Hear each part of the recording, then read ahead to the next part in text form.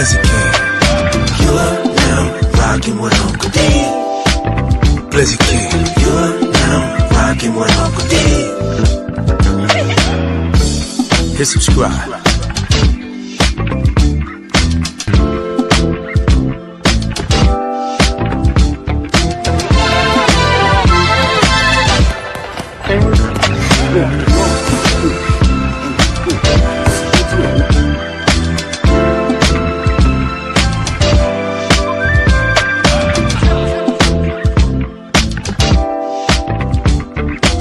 Subscribe to my guy, Uncle D.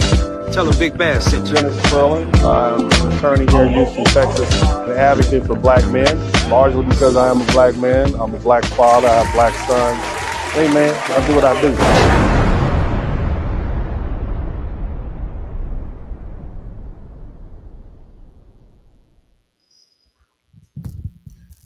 What's up? What's up? What's up? Welcome, everybody. My name is Dennis Sperling. I'd like to first welcome you all to the podcast. I am here today to talk about a very serious subject. It's related to what's going on in South Africa. And for the most part, South Africa is in turmoil. And man, many of you all have seen the video footage, and I'm going to go a little bit out of the norm, and then I'm going to just kind of let you all see what we've been looking at on the internet. I don't see it necessarily fully broadcasted on regular news, but it is definitely making its rounds on social media. And so this is some of the stuff that we all see going on. Hit the number 1 button if you can hear clearly. Who are sleeping with foreigners? They must never think they're going to control us. This is our country. You heard that guy screaming and hollering about South African women sleeping with foreign men. I mean, golly, I didn't know that was a big thing down there, fellas. Maybe you should tighten your game up a little bit. But all BS aside, it's getting very serious. But by contrast,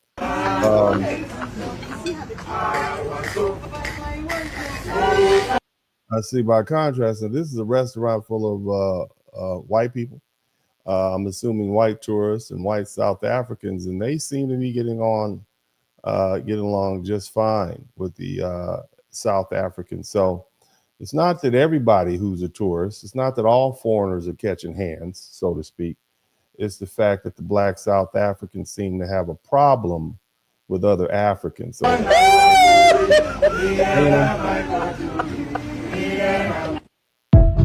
yeah, so that's just the stark contrast that the rest of us have seen on the internet. So again, as I said before, South Africa is in turmoil, and it's the foreign-born black Africans are becoming public target for a much deeper national failure. So I first started hearing about this in late April 2026. You had South Africans marched in Johannesburg against illegal immigration, and it was backed by anti-immigration groups and political actors. And protesters claimed they were concerned about undocumented immigration, crime, job competition, overcrowding, and other things like public service. Somebody's saying, is the audio bad? Somebody talk to me. How's the audio? Somebody's saying the audio is bad. We got to make sure we always get the audio straight. If the audio is good, hit the number 1 button. And if you lying, don't make me turn that members only chat room on. Don't be in here lying. But again, so if the audio is fine, let me know. I need to know if the audio is good. If the audio is good, somebody type audio is good. Okay, the audio is good. So let's get back to it. So it was around April 2026, South Africans began to march through Johannesburg, or Joburg as they call it.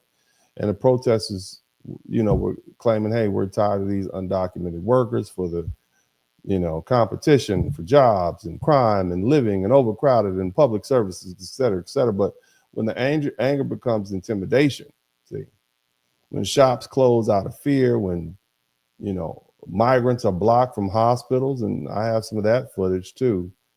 When you have foreign nationals are treated like enemies in the street, That's no longer an immigration debate. That's mob politics. Now, contrast the fact that it seemed like the white South Africans and the European immigrants were doing fine, right? It seems not all the foreigners are being treated poorly.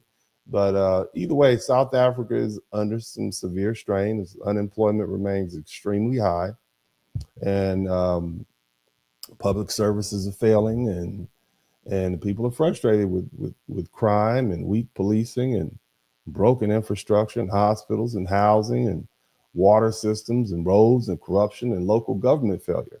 And that makes it easy for politicians to in street movements to point at the easiest target, and that's other African immigrants. See, the reason they don't want to mess with those Europeans because they already know what would happen.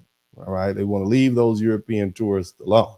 All right, they want to leave those European foreigners who live there alone, those white South Africans.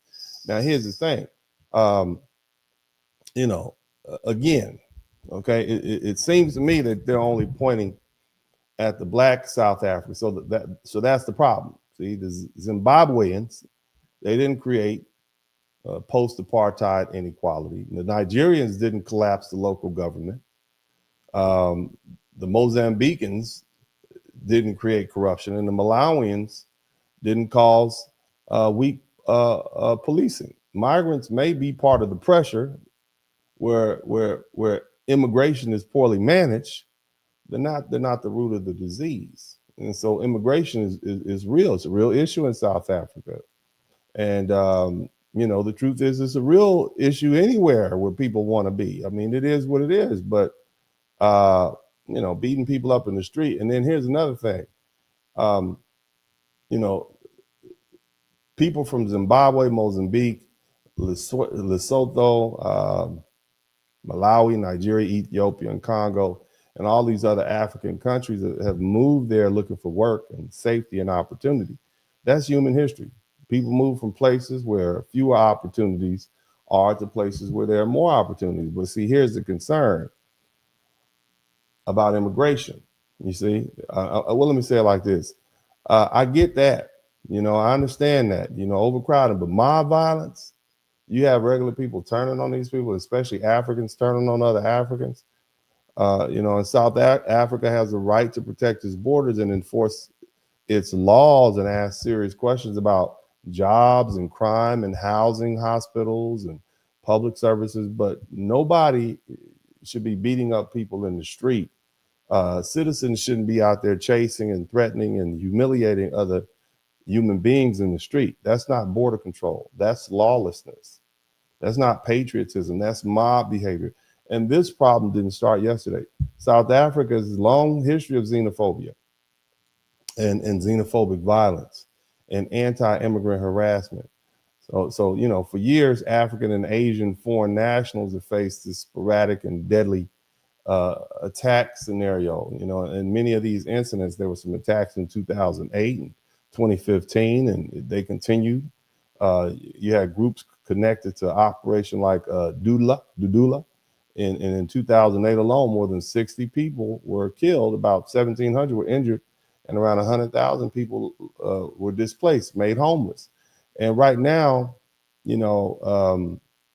migrants are being blocked from hospitals. So you have pregnant women who can't get in the hospital. You got people telling them to, go somewhere else and have their child. Woman, big and pregnant, black woman.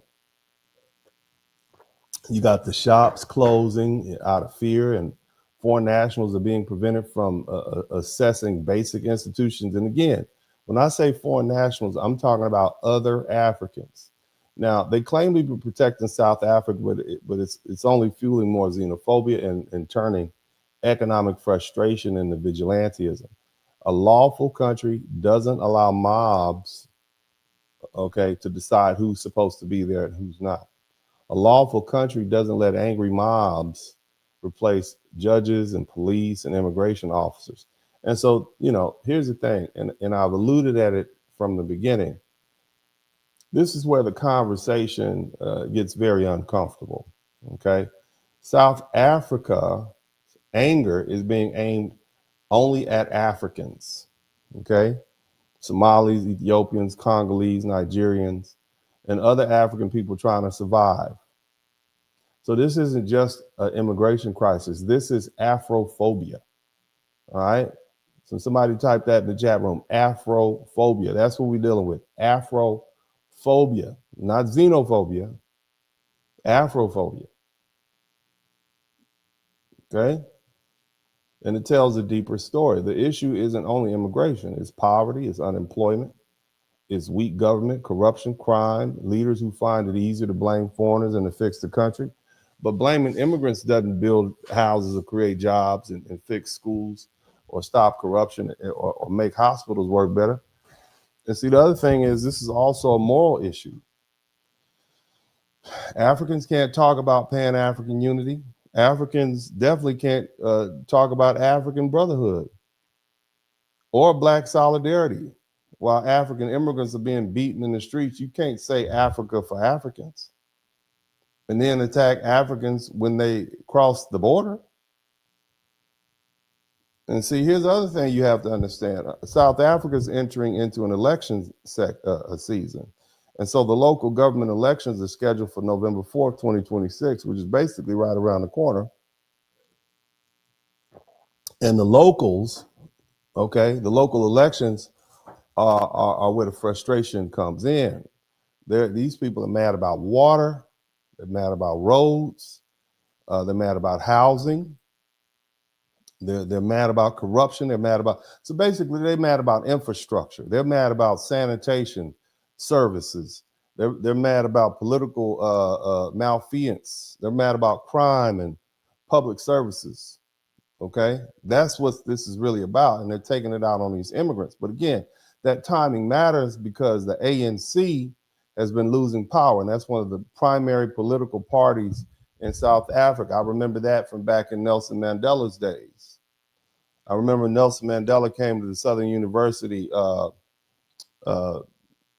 Basically, we have the Southern University Nelson Mandela Public Policy Center sits right next to the A.A. Lenoir Hall, which is the Southern University Law Center building where I attended and got my first law degree. And so I remember Nelson Mandela being there. He did an American tour, I guess maybe now it's like almost 30 years ago.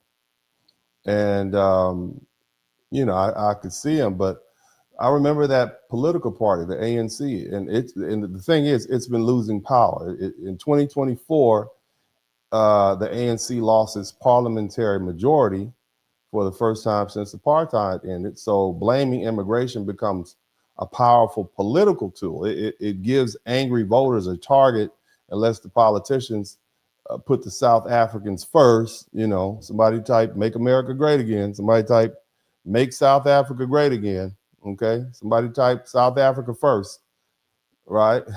But the thing is, that allows them to avoid the harder questions. Who actually failed South Africans in the first place? Okay, was it the Nigerian that just got there 2 or 3 years ago, or was it the South African government that's been ruling for since the end of apartheid and haven't fixed the streets, hadn't repaired the water system? Okay, so, you know, again, South Africans have every right to demand border enforcement and legal processing and jobs and safety and hospitals and schools and government accountability. But a country doesn't have a right to replace law with street justice. You can't beat immigration policy in the place with mobs, and that's not sovereignty, that's disorder. And crime is a serious concern in South Africa, and immigrants commit crimes, but crime must be handled by evidence and police and prosecutors and courts, not mobs in the street. And if someone commits a crime and arrest that person, don't attack people because they look foreign. That's not justice, that's collective punishment. That's a tantrum. And South Africa benefited from migrant labor for decades. They use these other Africans in their mines, they use them in farms, they use them in construction, they use them in homes and businesses. So it's dishonest to benefit from migrants and then blame them for every national failure. when citizens start acting like police and judges and immigration officers, the state has lost control. And once that happens, nobody is safe. So here's the thing. If South Africa wants to be respected as a serious nation, it has to deal with immigration through policy, not violence. It also means arresting South Africans who assault other immigrants. South Africans have a right to complain about immigration, okay? They have a right for safety, jobs, public services, border control, but other African immigrants, that's not the reason the country is struggling. Okay, the reason the country is struggling is because of bad leadership, corruption, weak institutions, failed policy. And beating up other Black Africans in the street will not fix that. Now, here's where it comes home. Shout out to all my foundational Black American brothers and sisters. Okay, I want y'all listen to me, man. Somebody type FBA in the chat room. Okay. Why aren't the Pan-Africans talking about this like they should? Okay. Why aren't you all talking about this? I see all these Pan-Africans. I have waited for about a week now when this story hit the algorithm, and I haven't heard anyone going into any detail. All right, here's what's being exposed right now. It isn't just a crisis in South Africa. It's also a crisis in ideology of Pan-Africanism itself. See, for decades, we've had a lot of these Pan-Africans who've been telling Black America, specifically foundational Black America, to unify with Africans as Black Americans because we're all Black. Somebody type, we're all Black in the chat room. Somebody type, all Black. So, all Black, right? But apparently, apparently the Africans can't even unify with Africans. So, and they're all Black. Matter of fact, they're Blacker than most of us. All right. And so that's an ideology that will fail and has failed and will continue to fail, because anybody who studied Africa on any level can tell you that Africans don't see themselves as Black first. They see themselves by nation. They see themselves by tribe. They don't see color first. That's why you have so many Africans, when they come to this country, they have to reorient themselves to our culture. In the United States, Black Americans or foundational Black Americans did not have the luxury of dividing ourselves based on our tribe, skin color, where we were born, what social status we have. Is just not available to us because we're such a tiny minority surrounded by people who have traditionally tried to get rid of us. So we never had the luxury of bonding on anything else but the common denominator, which was the color or our ethnicity. And so when you try to convince, and I'm talking to the American Pan-Africanists, all you American Pan-African, I want you to come to the front of the room. It is selfish and it is very typically American to attempt to impose your ideology and your worldview on other people. That is the most imperialistic thing that you can do. Here you are, an American, sitting your big wide body self over here in the United States, trying to tell Africans, hey, you know what? We should unify on being Black. The Africans are saying, no, that's not what we do here. We unify by tribe, Yoruba, Fulani, et cetera, et cetera. We don't unify based on skin color. We are all Black. We're all sub-Saharan Africans. So we divide ourselves differently. But the typical American, what do? My wisdom and intelligence supersedes yours. And that is fundamentally the failure of Pan-Africanism. And that's why it's been a one-way street from foundational Black Americans or Black Americans attempting to impose Pan-Africanism on Africa. They don't want it. They see the idea. It's been around for decades. If they wanted to pick it up, they would have. The only time you ever see them exercise Pan-Africanism is when they're trying to take our reparations. Say, hey, we all one people. But that's just for convenience sake. Nevertheless, Pan-Africanism is the simplest form. In the simplest form, it's the belief that African people and people of African descent around the world share common interests and should work together politically, socially, and economically. And Pan-Africanism began as a political and intellectual movement, but around the idea that people of African descent across the world should pursue some form of unity and cooperation and collective advancement. Black leadership, specifically Henry Sylvester Williams, W.B. Du Bois, Marcus Garvey, George Padmore, and later Kwame Nkrumah. And of course, you all know Dr. Umar Johnson. Those gentlemen helped shape Pan-African thought in what I guess we would call a global project. But for Black Americans, Pan-Africanism carried a powerful emotional appeal because it offered a larger racial identity beyond the limits of American segregation and white supremacy and second-class citizenship. It told Black Americans that we weren't alone. Because at the time where this original idea took hold, we were in battle. We were surrounded by people who wanted to get rid of us. We were dealing with Jim Crow. We were second-class citizens. You couldn't do anything. And so, of course, in order to try to dreamscape our way out of here, they said, hey, you know what? We can all go back to Africa and have, Wakanda forever, before they knew what Wakanda was.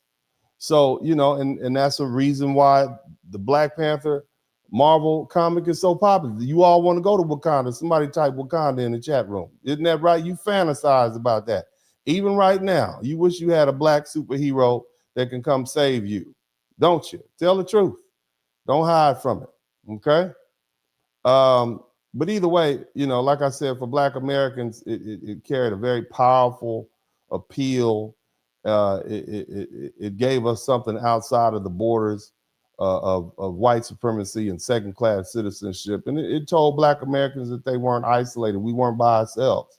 And that our struggle was connected to Africa and the Caribbean and the broader African diaspora.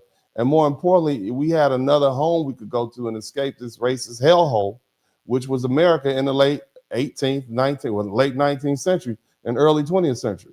But the problem is that Pan-Africanism has always worked better as a slogan than as a functioning political reality, all right?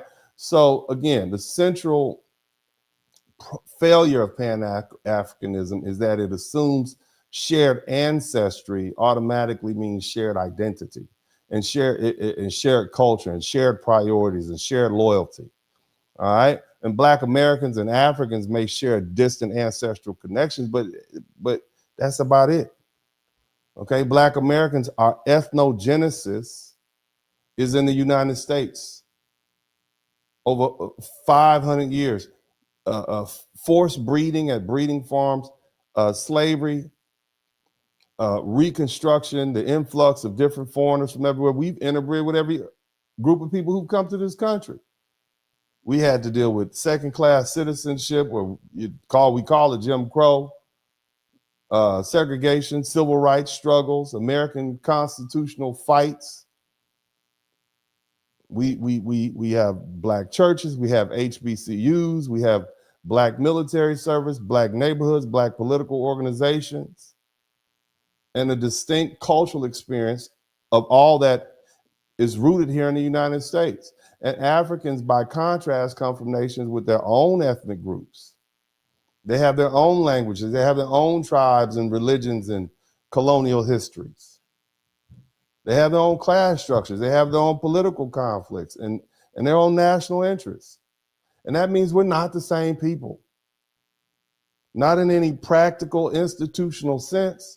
And that's why the call for Black Americans to unify with Africa often collapses under basic scrutiny. If a Pan-African unity is supposed to be real, then the first proof of that concept should be Africa itself. Africa is one contiguous continent. African countries are geographically closer to one another than we are to them. Africans share borders. They share trade routes. They have similar colonial histories. They have regional organizations. And yet, inside Africa, unity has been limited by national borders and ethnic rivalry and tribal divisions and language differences and religious conflict. and political corruption and economic competition and immigration tensions. If here's the thing, and I challenge all you all of y'all, look, if Africans can't unify, then it's silly to expect Black Americans who've been separated from Africa for nearly 5 centuries and built a distinct American ethnicity to dissolve ourselves into this vague global African identity. Okay? Let's go ahead and take a little time. I have a few videos that I'd like you all to share with you all. You guys make sure you hit the #1 button. I'm going to go ahead and start letting the videos play, and I will do my best to let the videos play and then reserve my commentary for points thereafter. Okay, I will do the best I can. You know, I have sometimes I talk. I will talk through the videos. I'm doing the best I can not to talk through the videos, but I'll do the best that I can. Now I'm going to let this play. You guys let me know if you can hear it clearly and how's it sound.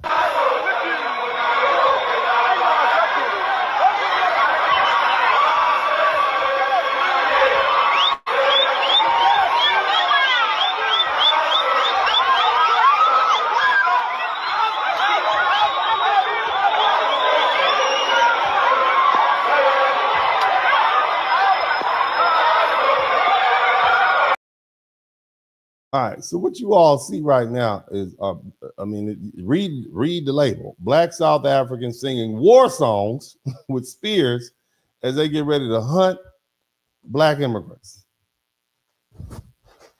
Did you see that? Now, what if you down there in Joburg just hanging out? You want to go see some sights. You know, you heard the beach is nice. You know, you want to go see where Nelson Mandela was incarcerated. You just went down there. You know, you from Ohio. Shout out to all the people from Ohio. You ain't got nothing to do with that. And you decided to schedule you this trip for late April. Okay? And you went down there, and now you sitting at the tea shop having some tea, and a bunch of Zulu warriors come walking by. You got to get out. I mean, you know, just think about that. Right? And what's the difference with them getting you caught up into it? Something you have nothing just because you're Black. So they think you're a foreigner. You understand what I'm saying? So but this is they are literally walking through the street, and they mean it. And some of us might think, oh no, it's just ceremonial. No, I got more footage where they actually whooping on people. But let's keep listening to the Zulu chant. Somebody type Zulu in the chat room.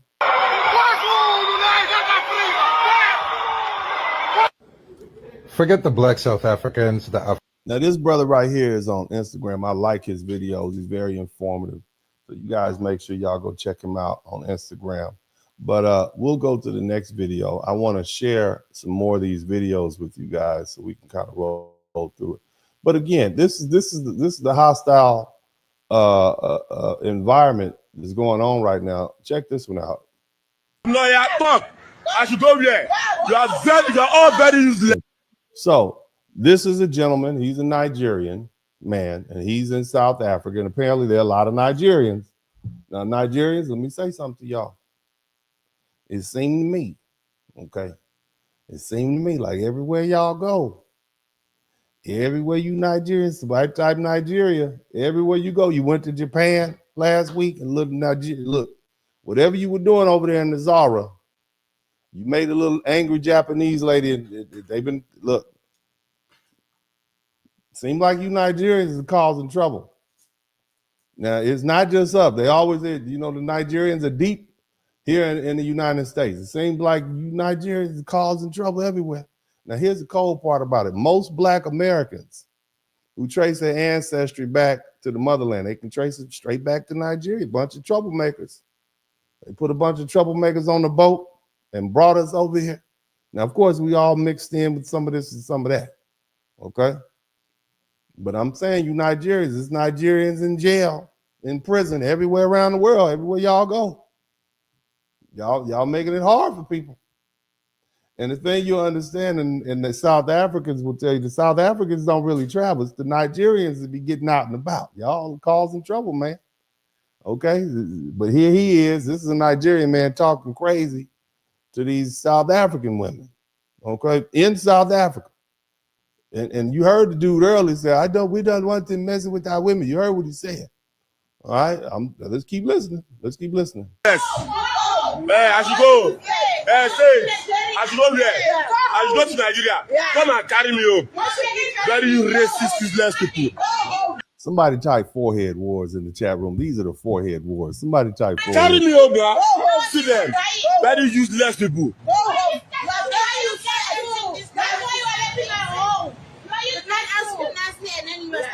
Now look.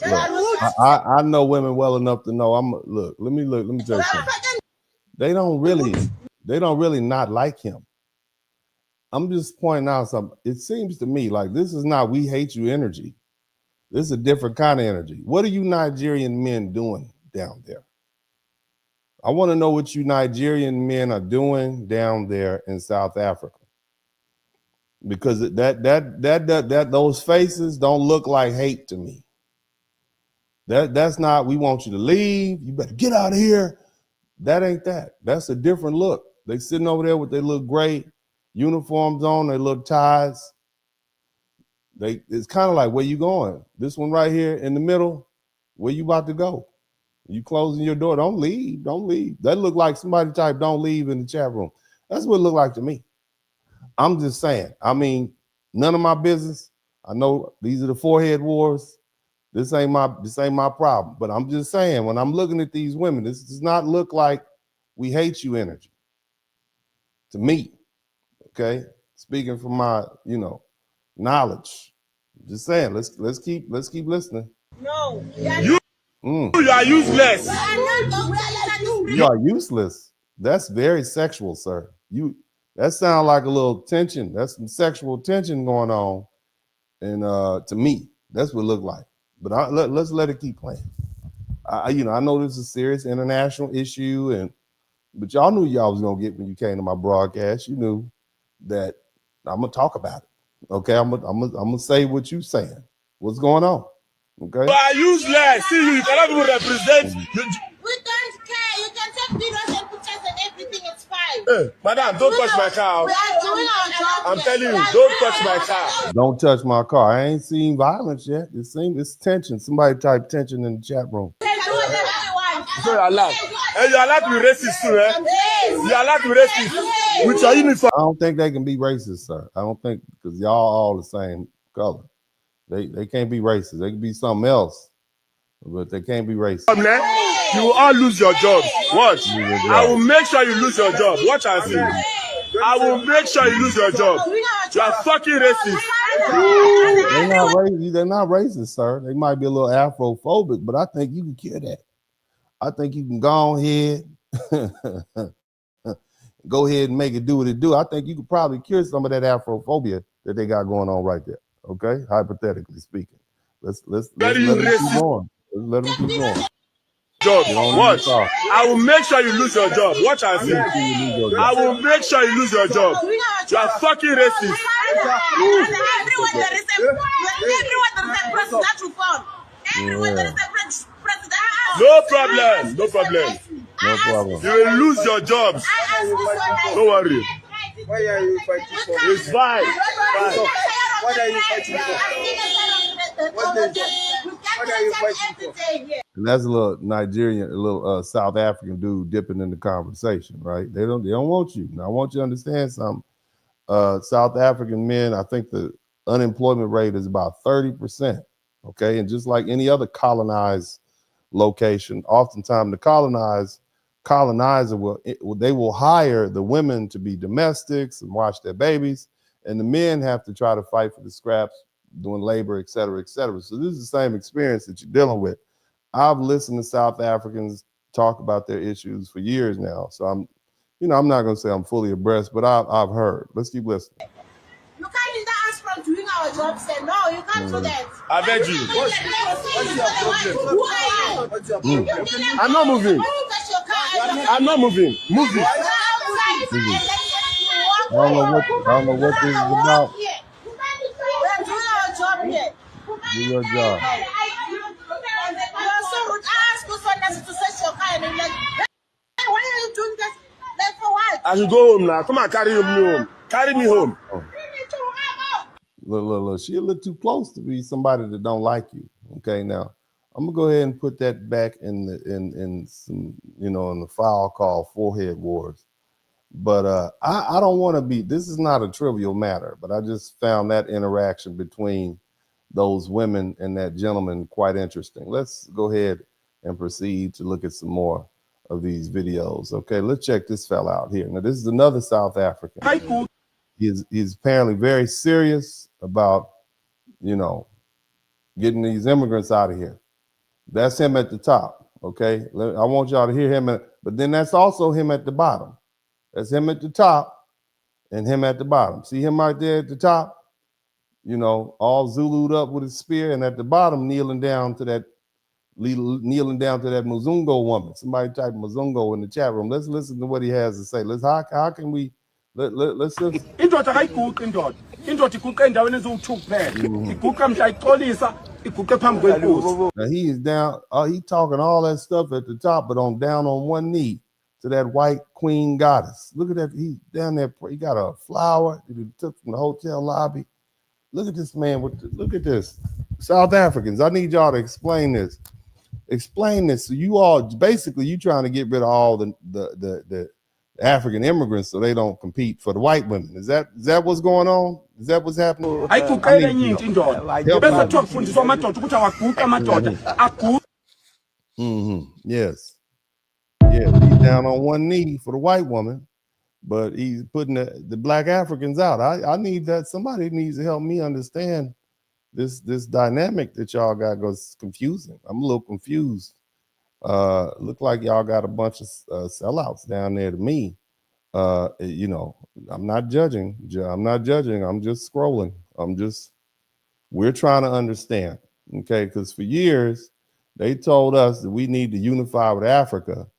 And I don't necessarily know if me and my people want to unify with that. Okay. Okay, let's look at this. These are doing it now. Now look here. Now I saw the movie Shaka Zulu back in the 80s. Okay, and I'm gonna tell you now, Shaka wouldn't be happy. Shaka Zulu made people run hundreds of miles. These people look like they haven't ran hundreds of feet, okay, in a long time. That's what it looked to me, okay? Listen.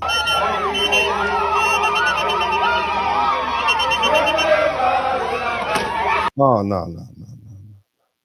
You got to kick that leg up high. I've seen this before. Kick that leg up a little high, Playboy. I'm going to give you one more shot. Go ahead. Kick that leg. Take two flip-flops off. Get some height on that thing, baby. Boom, come on.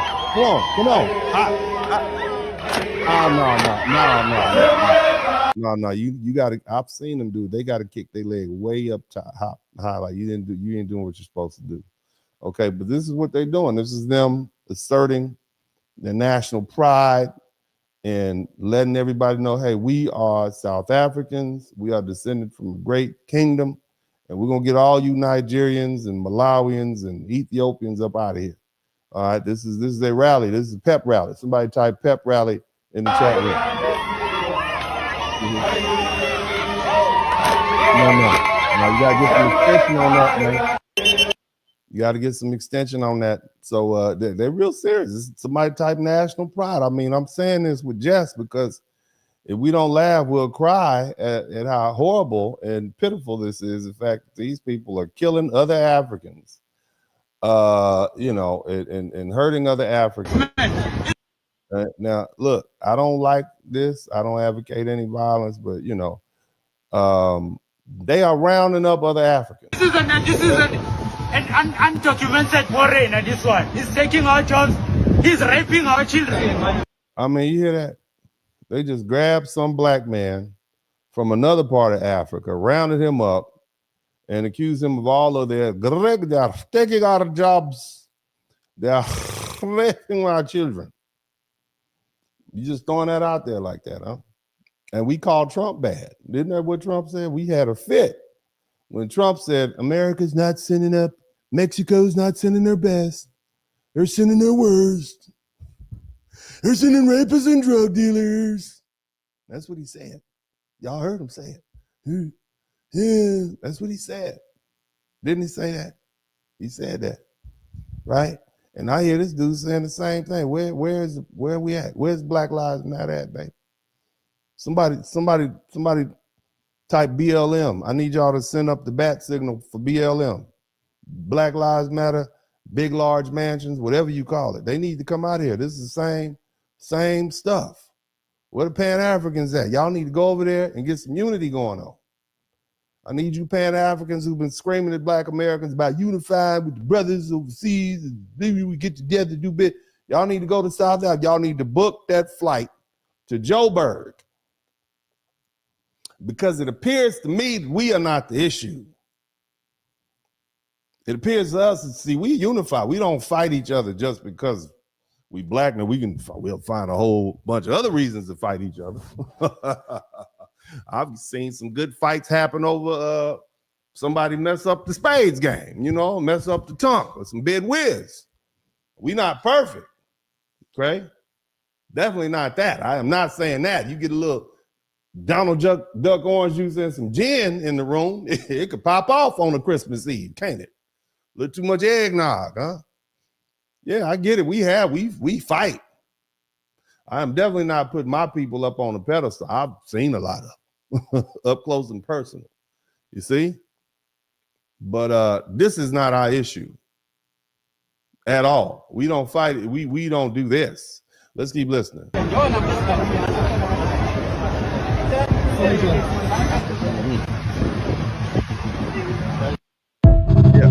that ain't us. We don't do that.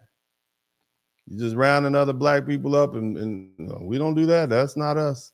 Let's go ahead and keep it pushing. Y'all make sure you subscribe to the channel if you hadn't already. Now, so now you're getting a little backlash from the Nigerians because, the Nigerians is not just going to take this land down. They're very proud people and they're not just going to lay down. So now you have Nigerians clapping back. So at first it was just South Africans, putting Nigerians out of their country and the other foreigners and whatnot. You might be able to get away with that with the people from Ethiopia, but the Nigerians is not going for it apparently. So now we got conflict. We got beef. Let's keep it's escalating. South Africa stop brutalizing our people. Don't be Nigeria tell una say make una lazy. Don't be Nigeria tell una say make una lazy. Our people are hardworking. Yeah, my type forehead wars in the chat room. That's what we got going on here, man. And I say that humorously, but like I said, if we don't laugh, we'll cry about it because this is truly a tragedy. Now, here's some more Nigerians clapping back.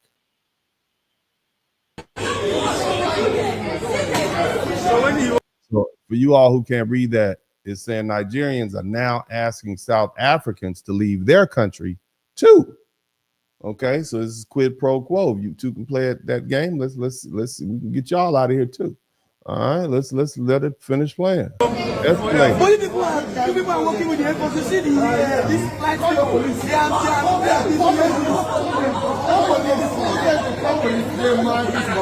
Look at that. They just grabbing him up and twisting him up. Yeah, so it's escalating. You see, and all of this is on a world stage. Everybody can see. Somebody type Pan-Africanism in the chat room. Where all the Pan-Africans at? Okay, where y'all at? I need some. Where's the Black unity? Where's the African unity in the diaspora? That's what I want to know. I want to know. Look at that. Video of South African men getting beat by white man has surfaced online news related to xenophobic attacks in SA. So here's what I want to understand. You all been colonized. You still got the white man over there colonized. Y'all have all this smoke. You got all this smoke for the other Africans, the Nigerians and the Malawians and so on and so forth, but no smoke for the white man who's been whooping up on y'all for decades now. What's up with that? Because inquiring minds want to know. Because the white man is just downing y'all. Y'all, look at the white man. He went there he did a low sweep on y'all. You see what I'm saying? A man came back with a roundhouse double kick, and just look at the white man looking at the white man. One white man. God damn. You know that dude Chud the Builder, the little dude running around there calling black folks chimp in Tennessee. He need to take some lessons from this white boy. It's a bad white boy right here. It's a bad one. He taking them all up. Come on. Yeah. A little accent. Yeah. You look at him standing on his toes. Ready. Yes, sir. The little soccer kicks are not gonna work for him. You done ran across a Viking up in here. Look at that. Damn. Oh, damn. Damn. Ooh, you better run away, little South African man. See, where's the smoke for that guy? I'm just saying. Look, I don't believe in violence in any means. I don't want to see any violence. I don't advocate violence. I do believe in self-protection. But the bottom line is, you got all this smoke for your fellow African brothers, but no smoke for Zaddy. Somebody type no smoke for Zaddy in the chat room. No smoke for European Zaddy. Look at that. This how you beating the blacks. You beating the other blacks like this, right? Okay. And look, here the thing I want you all to understand. So, there's a word called tether, and apparently, and there's another phrase, African booty scratcher. And a lot of African immigrants have a problem with foundational Black Americans referring to them as tethers, which simply means you tethered your way onto you hooked your ship, you tethered your ship, your tugboat, to the Black American steamship, and you reap the benefit of everything that we have accomplished. Okay, so you have a problem with that word. And you also have a problem with the phrase African booty scratcher. Now, I have been called an African booty scratcher because I attended elementary school in the ghetto, okay? And in the ghetto with poor people, especially with little poor Black kids, shout out to Mrs. Garrett's class, Mrs. Garrett's 6th grade class at Alicia B. Weems Elementary School in South Central LA. I graduated from 6th grade in 1986 during the height of the crack epidemic. And so we had crack babies, okay? Somebody typed crack babies in the chat room. So we had crack babies and your mama jokes, and just, everybody got roasted, okay? So what I'm saying is, my dear African brothers and sisters, you have so much smoke. You have so much smoke for foundational Black Americans. And if you all want, we can just refer to ourselves as the American Negro. Would that make you feel better? We just start calling ourselves the American Negro again. It's the same difference. But I like the term foundational because it's powerful. And that's probably why people are so resistant to it. But the bottom line is, where is all the smoke for this? Let me show you how you treat each other. Let me see. Let me see. That's y'all doing y'all. This is what you do to yourself. This is what you do to yourselves over. This is in Africa right now. This is the motherland, that you all want us to embrace. See? Singing songs. Somebody type Fat Zulu in the chat room. We got a lot of Fat Zulus smacking up people. Okay? I'm just saying. Surely, if you're offended by being called a tether, and I don't do it regularly basis. I use it because I'm defining it oftentimes. I'm not just going to use it to call people names. But surely you would have a problem with this. African booties, because here's the thing. That's 50 years ago. 50 years ago. You all are still angry about something they call me worse than that, and I'm Black American. Okay? So let's continue looking. But I think you all need to try to figure out, I need to figure out what's worse. The way you get treated at home or the way you get treated over here in the United States of America amongst Black Americans. I'm just asking questions. Somebody type, Uncle D is just asking questions in the chat room. Just questions. Let's keep going. Foreigner must go to their country. I don't have a child because of foreigner. Ramaphosa, take these foreigners to their country. Right? She says she don't have a child because of the foreigners, baby. How'd they stop you from reproducing? How were they able to stop you from reproducing and having children? I need to know. I don't have a house. I'm renting with foreigner. I'm renting a house. Me with foreigner. Ramaphosa, you are useless. She got that little tongue, that little lizard tongue. Oh my God. She got I that thought little I've seen lizard it tongue. all. So this woman is What you saying, brother? Somebody type forehead wars. claiming that the reason she has no house and no child is because of foreigners. And Just blame them for everything. That's what they doing. They just blame them for every damn thing. It's their fault.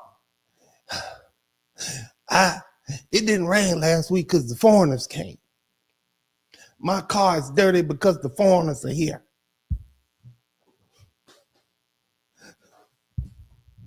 I burnt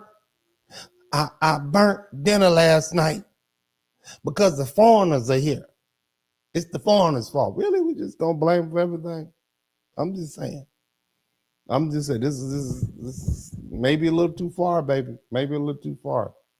Maybe it's not so much. Maybe it's an infrastructure problem. Maybe your politicians. Maybe who you voted for. I don't see how that Ethiopian immigrant who's there to, work in the mines is actually at fault for you not being able to reproduce. I'm sure there's a man somewhere nearby in your vicinity that will be more than happy to go ahead and give it a go.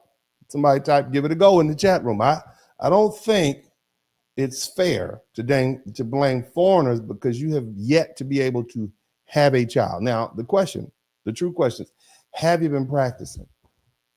Have you been practicing? Because I'm absolutely sure, based on my research, that there are men, there are Nigerian men specifically nearby, who will be more than happy to help you with that endeavor. I don't want to speak out of turn, I'm saying, but I think maybe you might be going a little too far just blaming the foreigners because you can't get pregnant. Maybe the issue is something else, okay? Let's go ahead and continue examining the videos, okay? Let's analyze people in South Africa. Okay, so what is the GDP of South Africa? It's more than billions of rands. I'm saying if this government, if these people of South Africa come together, this country can afford to give each and every South African 1 million rand a year for the rest of their lives. So y'all want free stuff. Y'all want welfare. Somebody type welfare. He want 1 million rand. That's what you want. They want free stuff. So you feel like the foreigners who are also African and who are also sub-Saharan African are preventing you from getting a check. Somebody type cut the check. Now, here's the thing. There's a lot of Africans that have a problem with black folk coming over. They say we lazy and, we all on welfare and so on and so forth. It looked to me like, based on what I'm seeing here, looks to me like that might be a little jealousy. Okay, because if you in your own country now, keep that in mind. And you want 1 million rand, and in your mind, it's the immigrants who are slowing you down. The other African have nothing to do with the whites. The white Africans, South Africans, not the problem. It's just the black ones. We have a term for that here in the United States. We refer to it as self-hate. Now you might say, "Oh, they're not like me. They're not my brother." I get that. To me, that's BS. That's just BS to me. Clearly, most of the Bantu people who came out of South Africa, where the South Africans are, ended up in places like West Africa. That's why most people, especially Black Americans, when you do those DNA tests, even though they picked us up in West Africa, we can trace our lineage back to the Bantu people who are in South Africa. So the truth is, you all are very genetically similar. I mean, of course, there's an admixture here and there, but you all are very similar people, okay? Now, let's go ahead and keep listening. I bet you all didn't know that, huh? Yeah, Bantu. When you see that, Bantu. Let's keep listening. We are so rich. That's why all these guys from other countries want to come and stay in South Africa. No, you're rich because the white folk are there and they have built some infrastructure up. But unfortunately, what's happened is, the white people said, "Okay, y'all want it? You can have it. You can have it back." And you all have failed to maintain that infrastructure. That's what happened. White man came over there and built your infrastructure, and then you chilling, too much chilling, not enough working. Let's keep listening.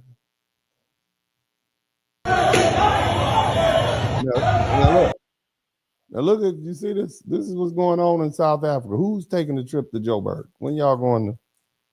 This is where you want somebody type motherland in the chat room. This is what's going on. Look at that. All I see is black people beating up other black people. And I know you all don't like us calling you black because you're African. I get that. But as a black man here in America, I'm going to call bullshit. I think you all are just, I think you know who to mess with and who don't. And I think you're picking on these African immigrants who are in your country. And I personally find it disgusting. I mean, you just physically, it's one thing to talk. It's one thing to voice your opinion and have a problem with people who are coming to the country legally and taking jobs. I get that. Okay. That's to be expected. Anytime a new group comes into a space that's already defined and occupied by other people, it's going to be a problem. But what you shouldn't be out there doing is harming and hurting other black people. Because let me tell you something. If you don't care about yourself, if you all are willing to put hands on yourself, why should these white folk or these Asians or these Arabs have a problem with putting hands on us? See, this begins to affect the broader African diaspora, if you will. If black life is worthless to Africans in Africa, why should Africans in Saudi Arabia or Africans in Russia or Africans in Japan or Africans in America or South America be treated with any deference? In other words, people will treat you how you treat yourself. And if they see you beating up your own people beating you up, why would they? Well, that does not command any respect. It lowers your status. You want to know why black people have such low status worldwide? Look at this. Let me show you why. If this is how we're supposed to treat black people, look. This is what the other look. Look at that. Look at that. You dragging him out of there. Look at that. Hitting him with helmets. Look at that. They beat this man. And let me be as candid. Let me tell you something. All of y'all are black as hell. That's what the white supremacists. You all look alike. You look like one sea of blackness to them. They can't tell one of y'all from the other. And just like that young lady found out in Japan, she said, she said, just hurry up, N-word. Little Japanese woman standing there in Zara, hurry up, N-word. The woman had a Coachella sweater or hoodie on. The black woman had, she said, that's how they, I'm a Nigerian American. No, you are N-word as far as they're concerned. And when these white supremacists see this, it look like a bunch of N-words doing what they expect N-words to do. No respect. No respect for yourselves. No respect for your people. No respect for your African brothers. And yet you Pan-Africans, y'all want us to join with these people. This is who you want us to join with. That's who y'all want us to team up with. That's them. They don't even like themselves. Why would they hook up or be brotherly with a group of people who have been far removed from Africa in general for hundreds of years? And here's the other thing. Check this out. So what is this really about? What is this really about? Look at them over there. Look at this. Shout out to Red Sigma for being the first person to contribute to the super chat. As I always say, if you learn something, I should earn something. But again, let's look at what they're really doing over there. Look at this. Look at that.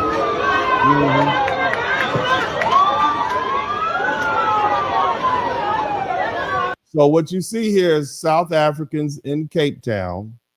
They are looting foreigner stores. So you ran the foreigners out, told them to close their shops down, and now you're looting their stores. Over there getting whatever you're getting over there. I mean, I don't know what it is. But you're over there stealing stuff out the store, looting and riding. So that's what this is about? Huh?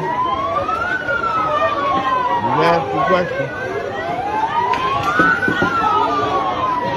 Go ahead.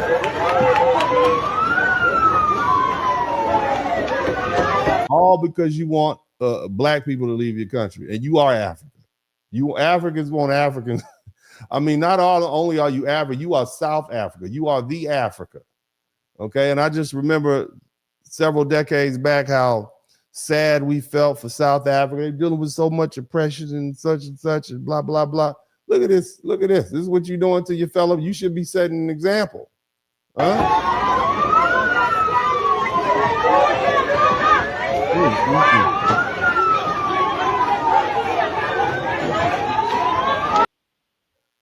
Look at that. You see that?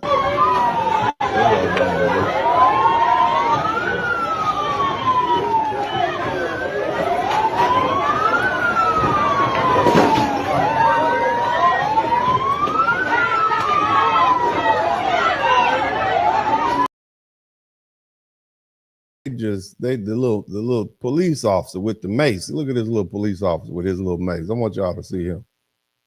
You go over there and spray him a little bit. Watch this. See him spraying? Police officer rolls up and sprays the mace. Look, wait. Somebody hit him with something, man. You know? I'm just saying, somebody type Black unity on the chat room. Somebody type Pan-African unity. Pan-Africanism is what we're talking about today. And I personally think it was a failed ideology from the onset because it picks up the American arrogance. Let's keep listening. Let's keep looking at the videos. Okay. Who's the camps I can go to? Okay. Which country do you come from? I'm from Congo. Congo. You're from Congo. What is the nearest country to Congo?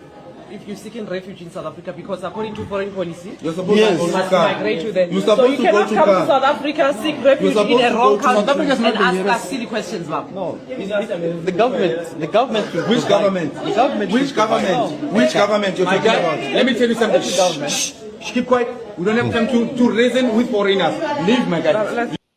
I mean, look at this, man. I'm just saying. This is all on the world stage, family. This is all on the world stage. Leave, come on. No. Let's go out. Shush. Leave. Let's go. We don't reason. We don't want the reason. You ran away from your problems. You came here. You have your own government. Go vote there. All right, let's keep on looking at Black unity on display. Let's keep looking at Black unity on display. Here we go. So here's some more Black unity. Look,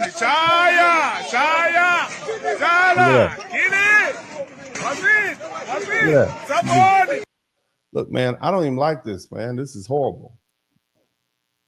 This is terrible. To me, this is like growing up in South Central LA and somebody just set tripping on somebody. I don't like it when I see young people doing it here in the United States regarding gangs. And I don't like this because this is nothing more than senseless violence. What did that man do to you? All this looks like jealousy and self-hate to me. Bunch of poor Black people beating up other poor Black people. If they weren't poor, I mean, and look, I get it. We deal with immigrants pretty harshly here, and that's wrong. Okay. But what I do notice is that white immigrants aren't getting beat up in this white country and sent home. I'm just saying. We are in a white dominated country here in the United States, and I don't see white people beating up and harming other white immigrants like that. Now they might get arrested. I've seen some Canadians go home, but for the most part, South Africa is a Black run country, and this is how you treat other Africans. There's no unity there. That's not unity. Yeah. Look at that. You just hitting this man. I don't want to see this shit. This is disgusting. This is disgusting, and it's very disappointing. When I grew up, as I was a young boy, Nelson Mandela was like a Black ambassador of the world. We all like, wow, Nelson Mandela, you know, I mean, like he was like, you know, I hate to put it out there, but he was a big deal. You know, he was like somebody we really looked up to. And I mean, I was really sad to hear about his wife divorce. I'm like, that was unexpected because we just didn't think that would happen. You know, to see this violence going on between Black people, seeing Black people hitting, hurting, and killing other Black, that's horrible, man. You know, this is horrible. Let's keep looking. Africa is fucked right now. Thousands are marching the streets demanding mass deportations of illegal immigrants. Refugees from other African countries are being systematically hunted down with massive violence. And the reason is they're fed up with job theft, rising crimes, and their systems collapsing under the pressure. Well, guess what? In Europe and in the West, we face similar issues such. And see, the white boys, he's relishing it. That's right. We face similar. So we're just, if they can do them like that, so can we. That's what he's saying. I mean, look at how they treat each other. They should never complain about how we do them. Oh my God. It's no different than when they say, well, look at the black on black crime, where you hear about a police officer unalive a black American citizen, right? And then the first thing said, well, what about black on black crime? Look how you treat each other. And yeah, we like to argue, well, that's different because that's an individual who may be committing crimes, who's dealing with another individual, but it has nothing to do with the state. But at the end of the day, damn, we are killing each other left and right. And so when the white man do it, basically say, well, hell, y'all don't give a damn about each other. Why should we give a damn about you? I'm just saying. I'm just saying. And then they come, you got this white European. This is clearly this little... this fella right here looks like he's straight out of he was one of the youth, okay, one of the Yahtzee youth, okay, back him, blonde hair, blue eye. They're relishing in this. They couldn't wait to say, oh my God, see how the N-words are. We told you, it's the usual suspects, just eating it up, you know, such as exploding knife crimes, gang rapes, no-go zones, and millions. Did you hear what he said? Gang rapes. I thought y'all wanted them gone, not pregnant. This is what you're doing to them. I don't want to hear that either. This is disgusting. But yeah, this is where all the Pan-Africans, where y'all at? I need y'all to come in here and explain to me in detail how it is that we're supposed to unify with people on our common blackness, and they can't seem to unify with their neighbors on their blackness. And here's another thing. They don't even see us as Africans, okay? Where are all my Caribbeans at? I want all you Caribbeans to understand. They don't see you as black either. I know y'all are one love, all that. I know it, all right? I get where you're coming from. They don't see you as African either. Listen to this fella, okay? Hear him. That you wouldn't date or marry. Now, this is just some random dude asking the question about who you would date and who you wouldn't date. This fella is from the Bahamas. And he used to work at the immigration office, I believe. You know, he stamps visas. And I want you to hear what this Caribbean person says in response. Now, again, okay, foundational Black Americans have delineated for a reason, largely because, and I'm going to be honest with you, largely because, well, I'm disappointed in many of the Caribbeans, of anybody else. You all took that boat over here with us. And based on my research and the broadcast I did a few weeks, maybe last week, I explained to you how they have people who are directly descended from foundational Black Americans after this country was formed and when it was a British colony in places like the Bahamas, Jamaica, all over the Caribbean, all the way down to Trinidad, Nova Scotia. Even some Black people went back to Africa, to Sierra Leone and Liberia. And you all still, right? You should be 100% with whatever we are with. We took that ride over here together, okay? And then you want to chime in and talk disrespectful to Black Americans, just like the Africans do, and they don't like y'all either. They don't see you as African either. And this brother is clearly a dark-skinned brother. I want you to hear what this brother says. And then I think there's a lady afterward who's going to comment. Listen. That's one nationality that you wouldn't date or marry. I would probably say African. It's not that I have a problem with them, but I find that Africans don't see us Black people from the Caribbean as African too. Our ancestors would have come over on the slave ships and that sort of stuff. Yeah. But they don't view us as pure African. Brother, let me explain. Look. We're not pure African, okay? Matter of fact, if you read books like Daughters of the Trade, many of the Africans are not pure African, so to speak, sub-Saharan African. But this is why I am so disappointed in the Caribbean people. All of y'all, every last one of y'all. You come over here thinking that, you know, you're different or you're better in some kind of way. But at the end of the day, you left your home island or home country, because it's some, we call them Caribbean islands, but really they're in South America, Central America. You left your black nation where you dominated to come to this country to hide amongst foundational black Americans because you see a better life here for yourself. Now, you might want to take your money and go back to Guyana, okay, or Jamaica, or Trinidad, or wherever you want to go. We get that, but you're here now. And the last thing you all need to be doing is disrespecting black Americans, especially trying to curry favor with Africa, because they don't see you as African either. All right, you're not. Okay, y'all might be foundational black Jamaicans or foundational black Trinidadians, because they have their own issues with the Chinese, and the Trinidadians have their own issues with the Indians, people from India down there. But the bottom line is horrible that the Caribbeans of all people have the nerve, the unmitigated nerve, to be disrespectful to foundational black Americans. Y'all need to fix your filthy lips and watch what comes out your mouth. Because but for us, okay, you wouldn't be able to get any patties down to Jamaica. They wouldn't let your black behinds up here in any of these places that you're living in and living well. But we'll let this brother finish. And that's just me voicing my disappointment at the Caribbeans. And I think I can speak on behalf of many foundational black Americans, because, if anybody else in the diaspora, there's no other group that has more in common with us, because we had that same transatlantic slave voyage and the hundreds of years of oppression. But let me go ahead and let this brother finish. They really don't see us as pure African. According to them, we're not pure. I developed this perspective because I worked at the immigration in Barbados for 30 years. So I would have encountered a lot of different nationalities and that sort of stuff. Don't have any problem. Yeah, it's just more like a knowledgeable type of question. Yeah, most black Americans and assuming Caribbeans don't have a problem with Africans. We don't have a problem with. At this point, we've delineated whatever problems they had. They're still their problems. We're just saying, okay, you guys don't want to be one people.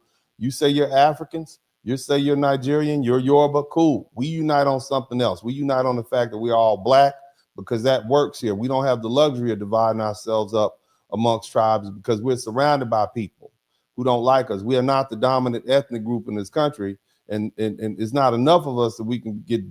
I'm from New York, and I'm from Georgia, so we're not going to be from the same. We're not going to be black. I'm a Georgia black, and you're a New York black, so we can't team up together. That doesn't work here in the United States. Okay, it doesn't work. So we realized that a long time ago. Divide and conquer is the order of the day here. So we know we have to stay unified, even on something as basic as blackness. But again, the Africans have already let us know that they are not in any way, we're not the same people. We have the vast majority of foundational black Americans have a dominant sub-Saharan African DNA. That's true. But the bottom line is, we're still not African. And as this brother said, we are not pure African. I don't know exactly what a pure African is, but let's go ahead and move on to the next video. If you guys have subscribed to the channel, make sure you're still subscribed to the channel. And we are marching our way towards that goal of 100,000. I look forward to getting there, and I need you all to make sure you subscribe. We'll look at a couple more videos and we'll keep it pushing. Let me see if I can find some more videos here. Here they talk about a lot of crime in South Africa. They talk about a lot of crime in South Africa. So let's listen. This is the reason, right? So let's listen to the reason for the immigrant protest. You are here committing crimes, 60%, but you are the victims. We've got an entire show on South Africa. Over 60% of the crime committed in South Africa is linked to Nigerians. Okay, you Nigerians. Well, where's it? Look, where you are, all you Nigerians, it seems like y'all are around the world causing trouble, baby. Y'all around here causing problems, man. Yeah, look, I'm saying I'm gonna be honest, I don't know many South Africans. I don't know. The only Africans that I've seen some Somalians, maybe one or two Ethiopians, and Nigerians. I don't think I met one person from Ghana. My mama's friend, Sonia, from way back in the day, she met and married a man. Her second husband was from Ghana, and she had a child by him. Now, here's the thing. He seemed pretty cool. That was my first impression. I was young. That was my first impression of pretty laid back, you know. Seemed like a nice man. I mean, I know that the dude she was married to before, the brother, he couldn't get her pregnant, but that African got her pregnant. That's what everybody was saying. That African sure did get you pregnant. We didn't think, my mama didn't think Sonya could, I'm not supposed to say, my mama didn't think a friend could get pregnant. But that African came in with that motherland. He came through with that motherland pipe, that Ghanaian. He came in with that Ghanaian liberty pole and freed up them ovaries. He cracked the eggs. Somebody typed cracked the egg. He cracked the eggs. He got on up in there. He took her back to the motherland. And they had a beautiful little girl, beautiful, beautiful child. That child probably about 25, 30 by now. But that was my first impression. I'm like, he really did the thing. He did that thing. That Ghanaian dude, I'm like, yeah, I forget his name, but he seemed cool, man. He was a cool cat, you know. But that was my first impression of Africa. That was the first African that I knew in person. This probably had to be about 1994 or 5 when she hooked up. This is a long time ago, before most of y'all was around. But yeah, I'm like, okay, the African brother. And I was, I was like, cool, brother, cool. The brother came back from the motherland and, did his thing. And so, yeah, he was a good father, good man. That was my first impression of Africans, his brother from Ghana. I don't know any other Africans before that time period. And this is 1995. And so Africans weren't in Black America like that a long time ago. Okay, they weren't around like in the 70s. It wasn't a whole, might have been here, but not so pervasive. Then, if you move somewhere like Houston, Nigerians everywhere. They're just everywhere. Matter of fact, actually, the second Ghanaian person that I met was a professor of mine at Grambling State University, and he taught microbiology.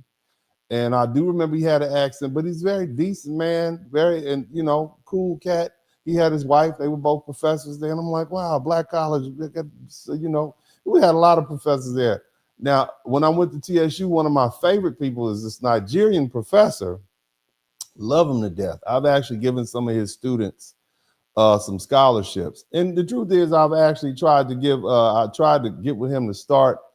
I was going to give some scholarship money to Nigerian students who wanted to go to law school, because people like to deal with people, I want you to get your own lawyers, get your own representation. Culturally, it's good when you have people who are from your culture representing you.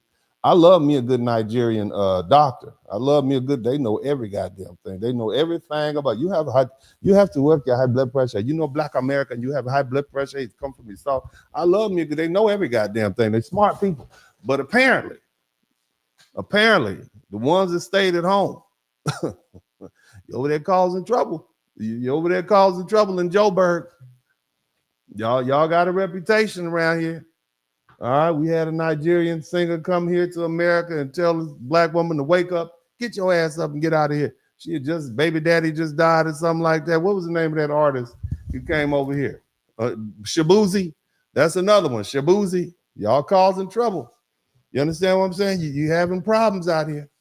All right, you Nigerians, look, the word is out on y'all. Now you committed 60% of the crime down in Joburg.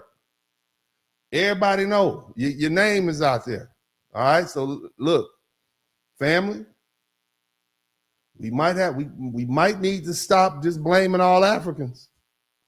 To me, it looked like the Somalians and the Nigerians at the top of the list. I ain't met nobody from Uganda coming over here causing trouble. Okay, it looked like Burna Boy and Shabuzi, okay, and them Somalian and the Somalis up there in Minnesota. Those are the Africans that are representing the rest of Africa. I'm just pointing that out to you all. Okay, I'm just pointing it out to you. They're in Japan causing trouble. They're over here causing trouble. They're up in England causing trouble. You Nigerians, we watching you. Everybody watch y'all. Let's see what else you got to say. Okay. African TV called Sizoktola.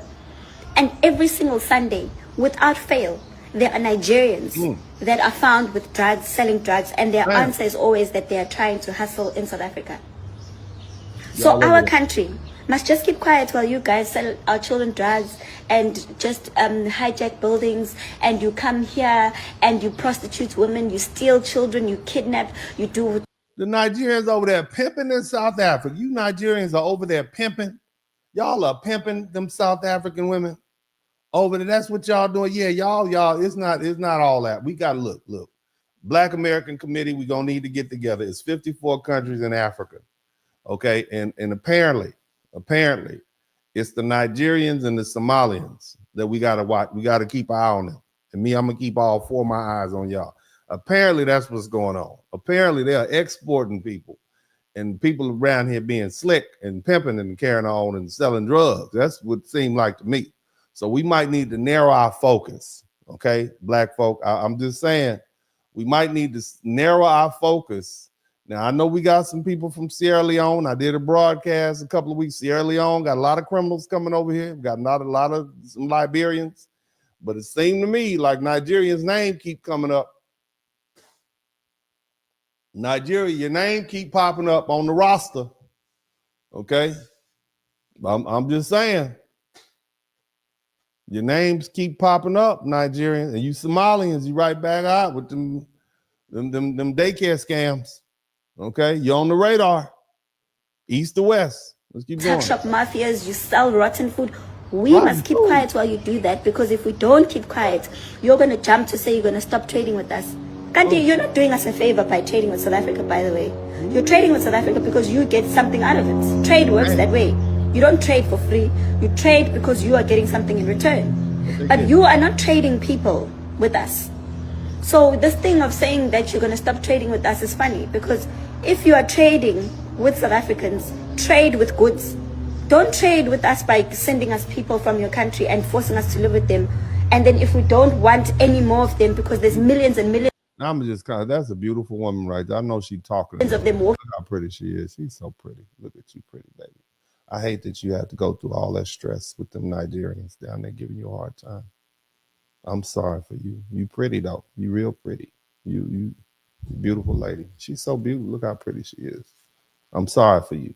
Now, if you was ugly, I'd tell you, because Uncle D would tell it. I ain't got good sense now. I'm getting older. I just say whatever the hell's on my mind. But you're a pretty lady. I'm sorry you got to be stressed out. Now, girl, what did he do to you? I know what happened. What did he do to you? Now, I already told you about what the West African man did to my mama friend back in the 90s, knocked her up. He must have went way up in there, because my understanding is that her eggs was dried up.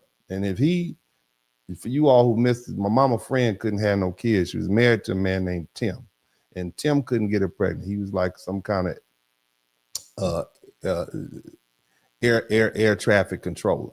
Okay, and he lived out there in Pasadena, California, with the snooty black people. Whatever he was doing, for years they were married.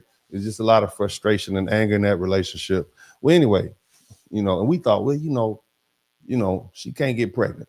And then she hooked up with this brother from Ghana, and he went deep. He went deep into the motherland, and she, boom, got pregnant. He cracked those eggs. And so now I'm trying to figure out, what is it that this Nigerian man has did to this particular little lady, okay, that got her on the internet complaining about what these Nigerians are doing down here, because she's clearly passionate about it. Who did it, baby? Tell us. Tell us who did. You too pretty to have problems. You don't have these type of problems. I can tell. Around committing crime, suddenly you turn around and make us the bad people. Also, committing crime, and then you turn around and make us the bad people. What was the crime, baby? It was a crime of heart. It was a crime of your heart. I know. Another thing that I find so strange is that you are the same people that come here claiming to be refugees, to be poor, to be all these sad stories that you always give when you want to stay in South Africa. But when you are in South Africa and you realize that you claim and you want the whole world to listen to your sad stories about lies that you create, saying that lies, the lies, your sad stories and lies. Somebody type sad stories and lies. He broke your heart, didn't he? He broke your heart. He broke your heart, baby. I can tell. There's xenophobia and you're dying and this and that. You're dying. You claim that you fear for your lives. You left your country because you feared for your life. You left that other woman because you said she was no good for you. Then you came over here to me. But you didn't fight for your country. But you are here in South Africa fighting South Africans for South Africa. And now you didn't want her. And now you over here talking about you want me, but you don't treat me right. How does that make sense? You failed to fight in your own country for your rights in your own country with your own government. You need to go back to your baby mama then. That's how you're going to be. For your own children's future and your entire lineage. Yeah. But you are here in South Africa. You over here with me. You down here with me. Give me the same. I see why she. I didn't agree with her at first, but now I understand. I understand what she's telling doing. us that you're fighting South Africans because they no longer want you in South Africa. I find this. I don't want you no more. I don't want you, kufufu. I don't want you. It's a lot of passion in that. She's a very passionate young woman. And somebody did something to her. You Nigerians, I know what you're doing. I know what you're doing down there. We're gonna listen to a couple more of these videos and we're gonna ease up out of here. Y'all let me know if you can hear. African, you lazy. You are lazy, and then you want to take it out on the person who's hardworking. That's the freaking truth about these South Africans. These makwerekweres, these foreigners, these African nationals from all over Africa who are descending upon us here in South Africa are taking our opportunities away. What opportunities? You are uneducated. Damn. As an uneducated South Africans, what opportunities are they? That's what they say about us. That's what they say about us. They say Black Americans are uneducated, even when we're the richest, most educated group of Africans on the planet. I know y'all don't say we Africans, but we say we Black. But that's why we delineated, so we don't have to say we're African anymore, and then y'all just reject us for saying that. So my God, that's the same thing they say about foundational Black America. They say we lazy, we don't want to work. Is that just what y'all do? Is that they give y'all a script? Do they give y'all a script when when y'all leave the motherland, the stuff to say to piss off the local population? Is that what's going on? I'm trying to understand. Let's let him finish. For you. We've never had to run from our country, Patrick. No matter if it's apartheid or this and that, we stayed in our South Africa and we fought the white man to get our own freedom. Isn't today Freedom Day? Also, the South Africans are now telling the other Africans they fled. Somebody type flee. Somebody type flee. We might as well just say Wakada type. That's what they're saying. They said y'all fled your own country. They never had to flee their own country. So the South Africans say, hey, go back and make your Nigeria great. That's what it sounds like to me. Damn, that sounds so familiar. Freedom Day, right? The 27th of freaking April. It's Freedom Day. Hello, South African. Freedom Day. It's Freedom Day. Let's celebrate Freedom Day. Cyril Ramaphosa to come out here and make a speech, but you don't own the means of production. Which freedom are you talking about? You don't own the... Y'all are rough over there. That's what you saying, brother? That's what happened. I wonder what the real issue is. And I've kind of alluded to it, but maybe it's not the real issue. I don't want to overstep my bounds because this is none of my FBA business. But I'm just saying, it seemed to me like I've learned a lot. Let's look at this. This guy he seems to have black woman that loves the Nigerian guy so much. And the Nigerian guy, most of them, I'm sorry to say, these are the giants. It's a hit and run affair for some of them. Don't have time. So let me see if I got this straight.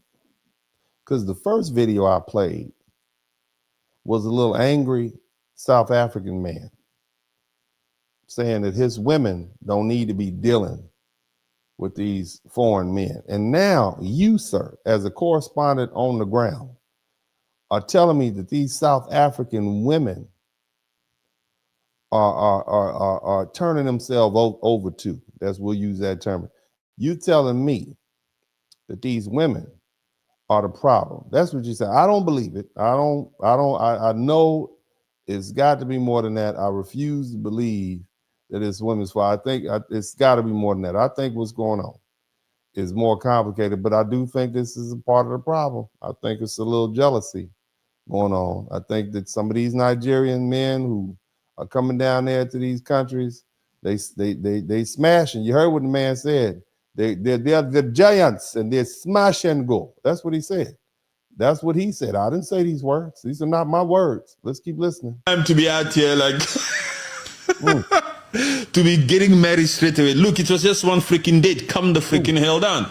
Because it seems like all of these chicks out there, they get their freaking hearts broken. They want to start a freaking movement. All foreigners must go. Look, don't bring your dirty freaking... Did you hear what I didn't say none of that. I didn't say none of this. Is not me. This is not me. He said that they go on one date, they get smashed up. Okay. All right, they get smashed up, and then they want to get married. Damn. And then now they got their little hearts broken. They now they want them all to go. All y'all gotta go. All y'all gotta go. It's like, get out of my house. Somebody type, get out of my house. Get out of my house. That's what sounds like. Past or dating shows to the forefront. Where's Zandile now? Look, she's disappeared. All we know, just imagine this. Imagine if she made up with her freaking ex. If Zandile made up with her ex. Now, Zandia seems to be one of the centerpieces in this argument. I think, well, you know what, actually, I think I have her speaking. She made up with her ex. So let me get this straight. I don't. Somebody type no way in the chat room. This is you. This is you, baby. This is the same. Hold on. This is her. This is the same her, the one with the glasses on. So your ex is a Nigerian. No way. No way. Let's hear what she got to say. And we've lived with people from outside of Africa, South Africa actually, for 32 years. 32 years, in millions and millions of them. But if you walk right down the road, you'll find that they now are taking over buildings. There's prostitution, there's drugs, there's cartels, there's mafias, everything in this. But hold on, you was cool with it when you was dating one of them, baby. Is that what you're saying? This is soap opera. This is not, I just download the videos and I examine them live with you all. That's why you get this real reaction that you're getting. Are you telling me that all of this because you got your little coochie caved in and your feelings hurt? He went up there and touched the bottom. Somebody type touch the bottom. And is that what happened? That's what this is about. So we got all this Afrophobia because you got your bottom touched by a Nigerian man. Is that what happened? You got your little all mixed up down there. This is interesting. This country is a fertile ground for criminals to thrive. So we're not getting the best of the best when it comes to immigrants. We're getting those immigrants who are running away from their countries because they know that they're criminal elements. She said, we got a bunch of fleers and criminals. You sound like Trump. You sound like they're not sending their best. They're sending rapists and drug dealers. That's what you're saying. And our government is just letting them be because they want to paint them as victims. They're not victims. How are you determining that these are illegal foreigners? Because, I mean, we know that already last week, General Mkhwanazi did say that there needs to be a way to verify. But how do you verify? Well, it's not our job to verify. But when we're marching, when we're doing operations, there's always the police. It's their job to ask people for their papers. And if they don't have papers, then obviously they're illegal. And starting with your ex, huh? So this is who he talking about. Let's go back to this guy right here. She's sitting in some freaking suite right now with him and saying to herself, I told you don't do that to me again. I'll start a freaking movement in this bitch. Damn. I'll start a freaking movement in this South Africa to chase all foreigners away. Don't cheat on me again. Because she's gone freaking quiet. Oh, is she really respecting the court of law that came out here to warn them and say, hey, halt, you are barred. That's the term they use. You are barred, and any further action or from you, Operation Dudula, to come out here and fix people, ask them for their papers or whatever, It's gonna be hard on you people. So where is Zandile? Because this Jacinta chick is also out here now, doing the same thing. Well. This is why we mind our own business. I don't know. I'm just looking at video footage. How would I know? I'm over here in America, okay? I'm over here in America with us non-Africans. I'm over here minding my FBA business, and I see black folk on the internet getting beat up, and I'm like, what the hell is going on? That's what I'm trying to figure out. But let's go ahead and listen to some more serious people, and then we're going to go ahead and get this broadcast moving. I want to make sure that we actually get some lessons in here, and I have a greater point to prove. But let's listen to this fella. He looks like he knows what he's talking about. What you're seeing on the media, South Africans are not xenophobic. Shit. What you mean? Contrary to what you're seeing in the media. Yeah, I see. I don't believe you. Hold on a minute. No, I don't believe none of that. You talk about the things. Sir, did you just not? Hold on a minute. Did you hear what he just said? We are not. Come on now, man. I had hope for you. That you, sir, were gonna be, the one to speak the truth. Okay, because you look like you got the nice suit. You telling me this is not xenophobia right here, sir? This what I'm looking at? But none of this. None of this is xenophobia. That what you telling me? I don't know. Looks pretty xenophobic to me, sir. It looks to me like this is xenophobia in action. That's what it looks like. Very xenophobic.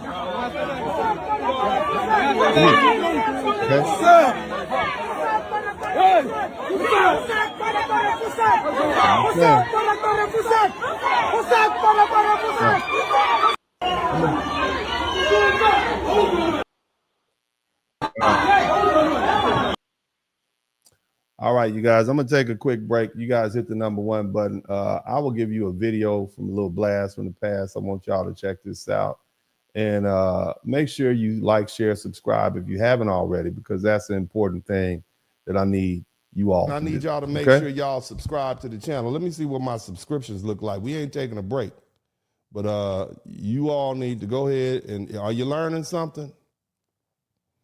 If you hadn't learned anything, you just hard to teach.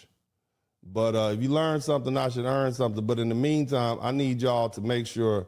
Apparently, YouTube took 20 of my subscribers away for whatever reasons. I need you all to make sure you are still subscribed to the channel. Please subscribe to the channel right now. Take the time to subscribe to the channel. I'm checking to see what my subscriptions look like right now. I need you all to take the opportunity to subscribe to the channel. You'll never get another person as bold as me. I need, I need approximately 18 people to subscribe to the channel so I can get to 92,600. I need 18 people to subscribe to the channel so I can get to 92,600. Okay, so take the time and hit your little button and subscribe to the channel right now. I know you hear me. I know you hear me. I know. I'm looking at you. You right there. You with your phone like this on the side of your face. I'm looking you in the pickup, you in the truck with your phone down there listening to me in your truck. You riding across the country. Yeah, you. I need you to subscribe to the channel right now. Don't play. All right, go ahead. Go ahead. You sitting in there ignoring your girlfriend, listening to me, go ahead and do it. Go ahead. Everybody who have something else to do and you sat up here and decide to listen to me with your earphones on, subscribe to the channel right now. Talking to you. I'm talking to you. Yes, you. Is he talking to me? I'm talking to you. You with the shirt on. I'm talking to you right now. And I'm talking to you too, lady. I'm talking to you with the bonnet on your head. All the women with bonnets on your head. Every woman with a bonnet on her head. I need you to subscribe to the channel right now. All right, fellas. All the fellas with crusty feet. I need you to subscribe to the channel right now. I need my crusty feet crew.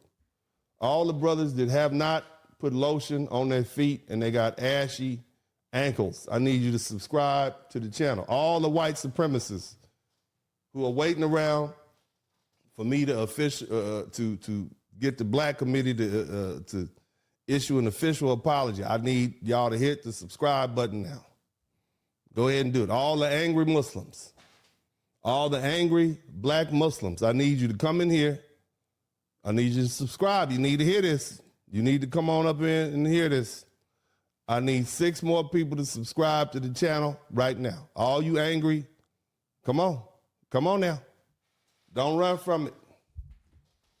Don't just be happy it's not your day. Just be happy it's not your day. I'll be on them. When people day, I give them their day. Haitians, they caught hands last week. They caught hands last week. The poor Haitians, they were like, what are you doing to me? We are doing. Yeah, I caught hands. It's not your day today, baby. Subscribe to the channel today. Go ahead. We need 5 more people to subscribe to the channel, and I get back to work. I need 5 people. Out of 600-700 of y'all, I need 5 folk. You send this to a friend. Send this to your Muslim friend. He about to do his hadith. He over there, talking about don't eat pork. Don't eat pork. Send him this. Next time you say, that's why I've been eating them pork rinds in front of you right now. I didn't know. Yeah. I need 5 people. All I need is 5 people to subscribe to the channel, and we will be at 92,000. Okay, I need 4 people. I need 4 people. Don't hate watch. You're not going to sit up here and hate watch me. You're going to subscribe to this channel. 3 people. I need 3 people to subscribe to the channel. I need 3 more people. Look where we at. I want y'all to see where we at. Okay? See that? See, you can't see. It's almost, I need 3 people to subscribe to the channel, and I get back to work. I got more to say. I'll talk to you. 2 people. I need 2 people. I got 92,598 people. Subscribe to the channel now. 1 person. I need 1 person to get me to 92,600. And I get back to work. I'm going to get back to work as soon as y'all give me my 92,600 people. There we go. Praise God. See, that wasn't so hard, was it? Now let's get back. Let's get back to where we at. I'd like to thank all the crusty feet people, all the ladies with bonnets on. Okay, I'd like to thank all the angry Muslims, all the white supremacists. Everybody's welcome here with Uncle D, baby. Everybody welcome to get this work. Uncle D is passing out the truth over here. I'm here to hurt your ears, make you feel bad. Yeah, next time they tell you don't eat that pork sandwich, brother. You know you worshiping the damn racist ass religion. Yeah. When you got that brother-in-law trying to, man, when you gonna come down to the mob? You know you're racist, man. But anyway. Yeah, yes, welcome back. Now, despite what this gentleman said towards the end, okay, and I'm gonna let it play again. Contrary to what you're seeing on the media, South Africans are not xenophobic. Okay, yeah. The Contrary crowd, to what you're seeing in the media. Look at him, look at the crowd is like, shit. Look at the crowd is booing his butt. Yes, they are. Now, yes, they are. Okay. Yes, they are, sir. That statement sounds a blasty statement, especially because of some of the things you would have seen online. We saw it all. So I'm gonna let you go ahead and rest on that. And we're gonna go ahead and get to the lesson for my people, okay, who are listening here today. Somebody type FBA all day in the chat room. Somebody type FBA all day in the chat room. Now, I have one requirement here. After you subscribe to the channel, you don't owe me anything at all. But I do ask that if you learn something, I should earn something. You don't owe me nothing. But if you do learn something, I should earn something. Now, here's the thing. South Africa exposes the danger of this whole Pan-Africanism thing, okay? Because that's what we talk about. The title of this is South Africans Attacking Africans, Pan-Africanism, a Failed Ideology.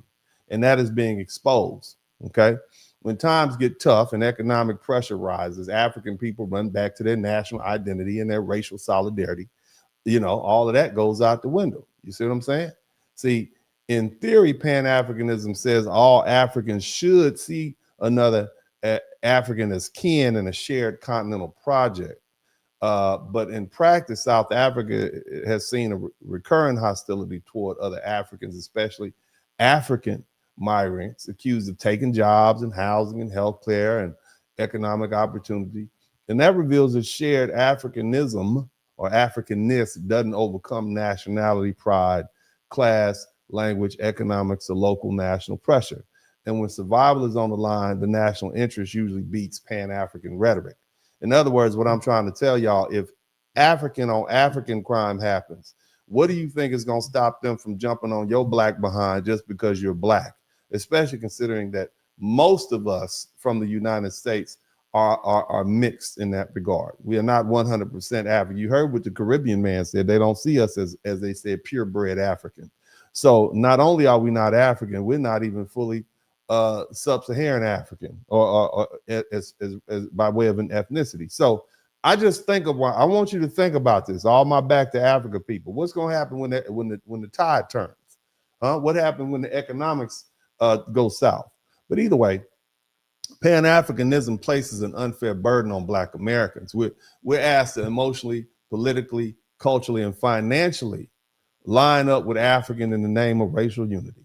We've been told to see ourselves through Africa, defend Africa, invest in Africa, organize around Africa. But that same expectation hasn't been placed on Africans. African nations, they prioritize their own citizens and their own borders, and as they should. Okay, they have their own ethnic coalitions and economic survival and political interests. Pan-Africanism asks Black Americans to ignore our own group and what we need right here in the United States of America, right? While everybody else protects their own. You see, cooperation, trade, diplomacy, cultural exchange, political alliances, that's cool, okay? But that's still not the same as unity.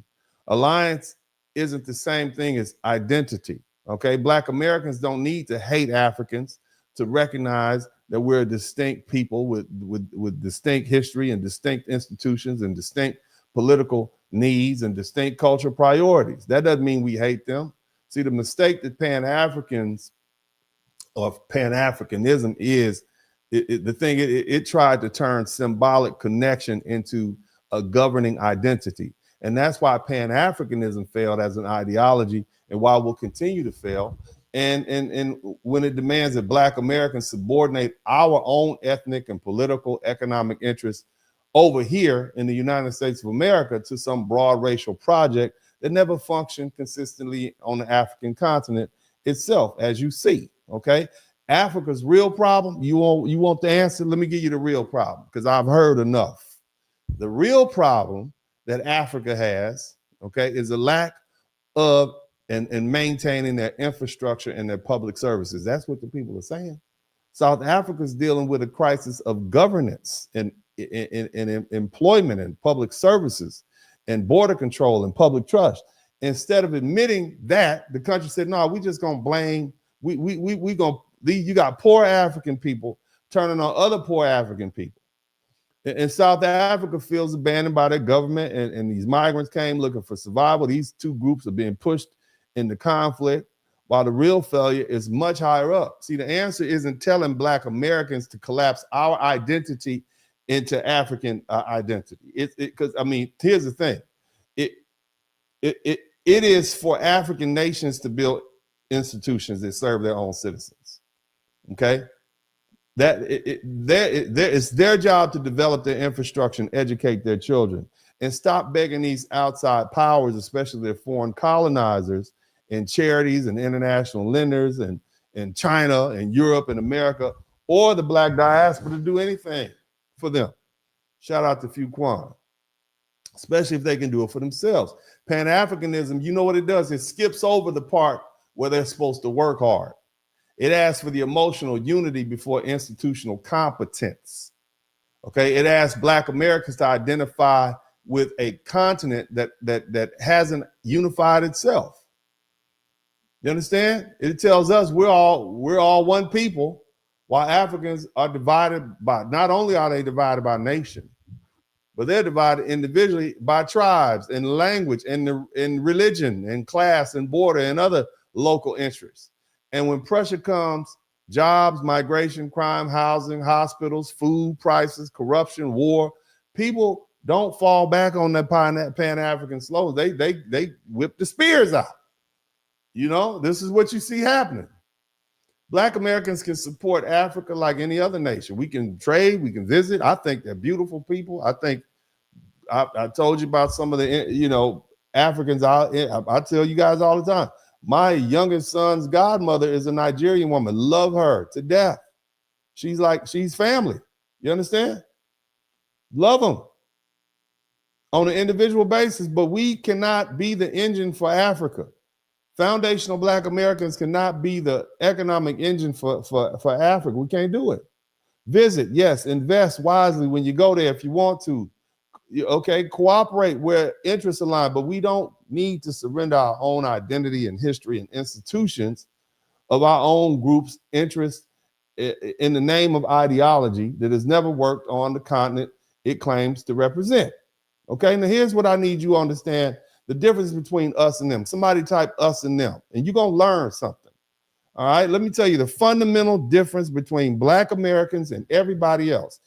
If Black Americans built institutions under a hostile set of conditions, somebody type institution building in the chat room, you're gonna learn something. If Black Americans, if we could build institutions here surrounded by white folk who had just let us out of slavery against their will, then segregated us, lynched us, excluded us from even drinking out of a damn waterfall. How petty are you? Okay, how petty are you? Don't want us drinking out the water fountain? You're right. We cooking your food, but can't drink out the water fountain. You having sex with our women and our men, but you don't want us drinking out your water fountain. Think about that. They underfunded us. They criminalized our activity, right? And tried to send us back to Africa a couple times. You understand me? But imagine that.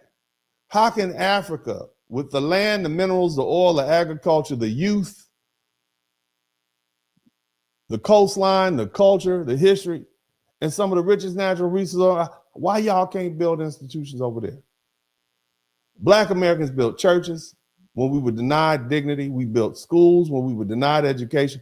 We built university institutions they are literally called historically Black colleges. In other words, not only are they Black colleges, but they have been historically Black. See, we don't do like Latinos. We don't come in and take over other people's stuff. We build our own. You understand that? Black colleges and universities were financed by the minds of Black people. See, when white churches locked us out, we did what we had to do. We built businesses, and when banks wouldn't lend, we built mutual aid societies. When the state wouldn't protect us, shout out to Fuquan. When they wouldn't protect us, we built civil rights organizations. When the courts and legislators ignored us, we built people under pressure. Africa's problem isn't Black Americans having loved Africa enough. Africa's problem is that too many African governments, elites, and political systems have failed to build and protect strong institutions for their own people.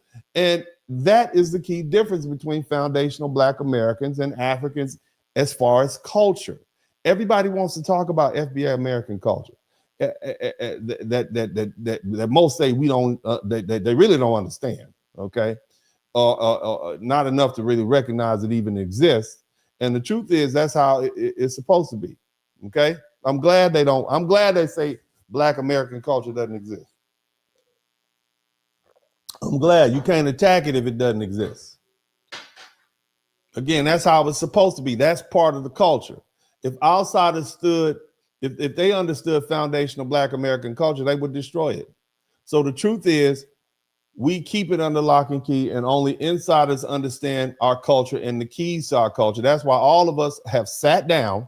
Somebody typed, "We're resting," and we didn't have to have a meeting. We didn't send out any mass texts. We didn't send any emails. But all of a sudden, all the Black people around America just said, "We about to have a seat." Sometime around November, late November 2024, we was like, "Nah, we're gonna sit down. We're resting," and we still resting. And we're going to keep resting. So whatever it is, the keys to the culture, you got to be in the culture to understand the culture. And we're not telling you. I'm talking about it. But most Black folk was cool with just saying, yeah, y'all keep on thinking that. We're going to keep on striving and surviving. But let's stop pretending FBA don't have a culture just because our culture doesn't look like a flag or a tribe or a village or a passport. FBA culture is one of the most powerful cultures ever created in the modern world. And that's because a culture is the programming that instruct the people on how to survive. And unlike other cultures, every aspect of our culture was instituted and developed for the purpose of our survival. From the food that we eat, to our celebrations, to our art, and our attitudes that y'all say are bad. FBA culture was created under pressure. It was created under a brutal, genocidal slavery. It was created under anti-Black legal schemes. It was created under legally sanctioned murder called lynching. It was created under redlining. It was created under apartheid-style segregation. And it didn't just last 100 years. It lasted hundreds of years. Our culture developed under mass incarceration. Loitering could get you a 10-year prison sentence. It was created under a government and a society that spent centuries trying to control us, erase us, exploit us all the way down to our sexuality, and then break us. And yet here we are. Somebody type, here we are. And that's why we get tired of Africans coming online telling Black Americans we don't have a culture. That's just stupid. What they really mean is they don't understand our culture because our culture wasn't built the same way theirs was. African cultures were built around land and tribes, and y'all got free roaming animals and stuff. Y'all go out there and, kill a goat, go kill you a muskrat or whatever you have over there. It was built around your languages and your kingdom and your ethnic groups and villages and, you got a village over here by the river and ours is on the hill. Okay, lots of sunshine and rain and freedom in a land of your own, with your own national identity. FBA culture was built under brutality and hostility and captivity and under racial warfare. Our women were raped on a regular basis. It was part of the culture that our culture had to adapt to that. We didn't get to keep our original African languages in some sort of clean, organized way. We didn't get to keep our original tribes in a clean, organized way. We didn't get to stay on our ancestral land. We didn't get to form a country after slavery and say, this is ours. We were forced into America, and then we had to create a new people out of our pain, resistance, our memory, our faith, our work, our music, our family, our survival. And that's why our culture is different. It's damn sure not weak. It's not missing. It's not fake. It's not confused. It's a culture of survival. It's a culture that teaches our children and our people how to read a room. Okay, it teaches us when to speak and when to shut our mouths. It teaches you when to smile and when to leave. It teaches you how to deal with the police, bosses, teachers, judges, white coworkers, racist natures, and hostile institutions. It teaches you how to code switch.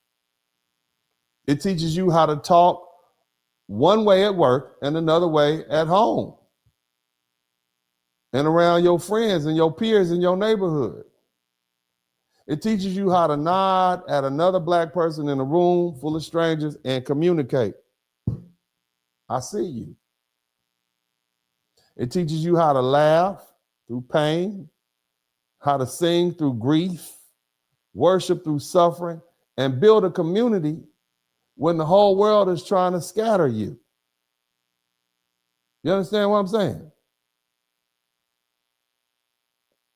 And see, that's something that many Africans don't even understand because your historical problem is different. Africans had colonialism. You had exploitation. You had bad borders. You got corrupt governments and tribal conflict and weak institutions and coups and foreign interference and economic extraction. Those are real problems. But those are nation state problems. Black Americans weren't given a nation state to mismanage like you all have. We weren't left in control of gold and diamonds and oil and cocoa and land and ports and armies and national governments.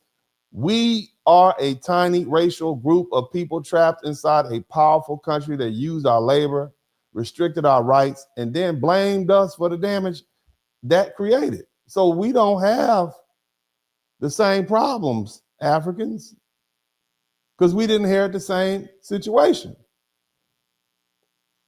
See, African countries struggle with tribalism and ethnic division. Foundational Black Americans don't have problems because slavery crushed all that tribal distinction and forced us to become one people, whether we liked it or not. It was evil, but we turned that evil into a new identity. We became Black Americans. We became people of color, not a tribe, okay? Or should I say people connected, okay? We have a shared history. And we became descendants of people who were enslaved in America, people who were oppressed in America. And that means Black American person, whether they're from Mississippi, Louisiana, Alabama, Texas, Georgia, California, South Carolina, New York, Arkansas, Tennessee, Utah, your mama, your grandmama, your daddy, Virginia, whatever. One leg, two legs, broken leg, kickstand, don't matter. You may even have different family stories, but we understand each other.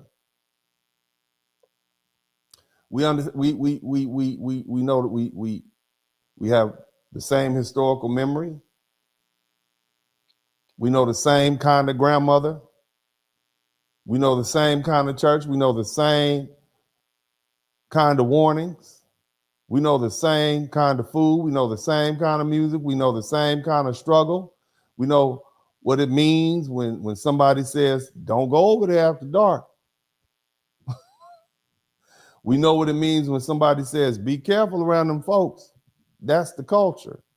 And that's also why Africans often misunderstand us. They see Black Americans talk about race and all the time. Oh, y'all always talking about race. You say we're obsessed with skin color. No, we're obsessed with living. We're experiencing that. Race wasn't a theory in America. Race was the law of the land. Race determined who could be enslaved, who could vote, and who could own land, who could go to school, and who could testify in court, who could marry, who could live in certain neighborhoods, and who could move freely. Africans you got all these tribes. But Black Americans had a racial caste system. That's why we talk about race differently. We had to. In America, not understanding race could get you killed. It could get you jailed. It could get you fired. It could get you excluded. It could get you cheated out of your money. It could get you humiliated.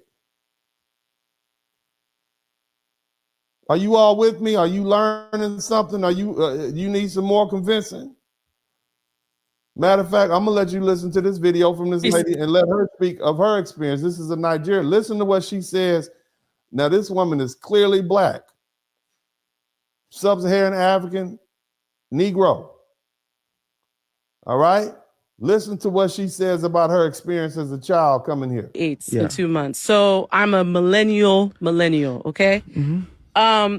When I was growing up in America, it was not cool to be Nigerian. In fact, there was no language of I'm Nigerian, right? You would try to say it, oh, you're a booty scratcher, your house smells. Like, I got bullied for being Nigerian, interestingly enough. And it didn't make it better. I don't know why I told my friend this story. I'm trying to remember Let me explain something to you all, because look, first of all, you got bullied because everybody gets bullied. All Black children get bullied.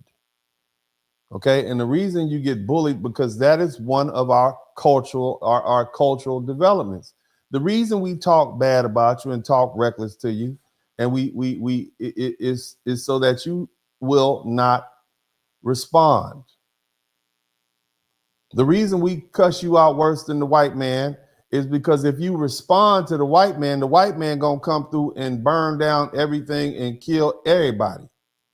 It's called culling the bad blood. And as one of the cultural adaptations, we toughened our children up. I do the same thing to my children right now. My kids will tell you before they got a certain age, I treated them like, wonderful, sweet little boys. I'm gonna treat you well. But by the time they turn about 14 or 50, they start hearing the N-word fly around here. Daddy got real ignorant.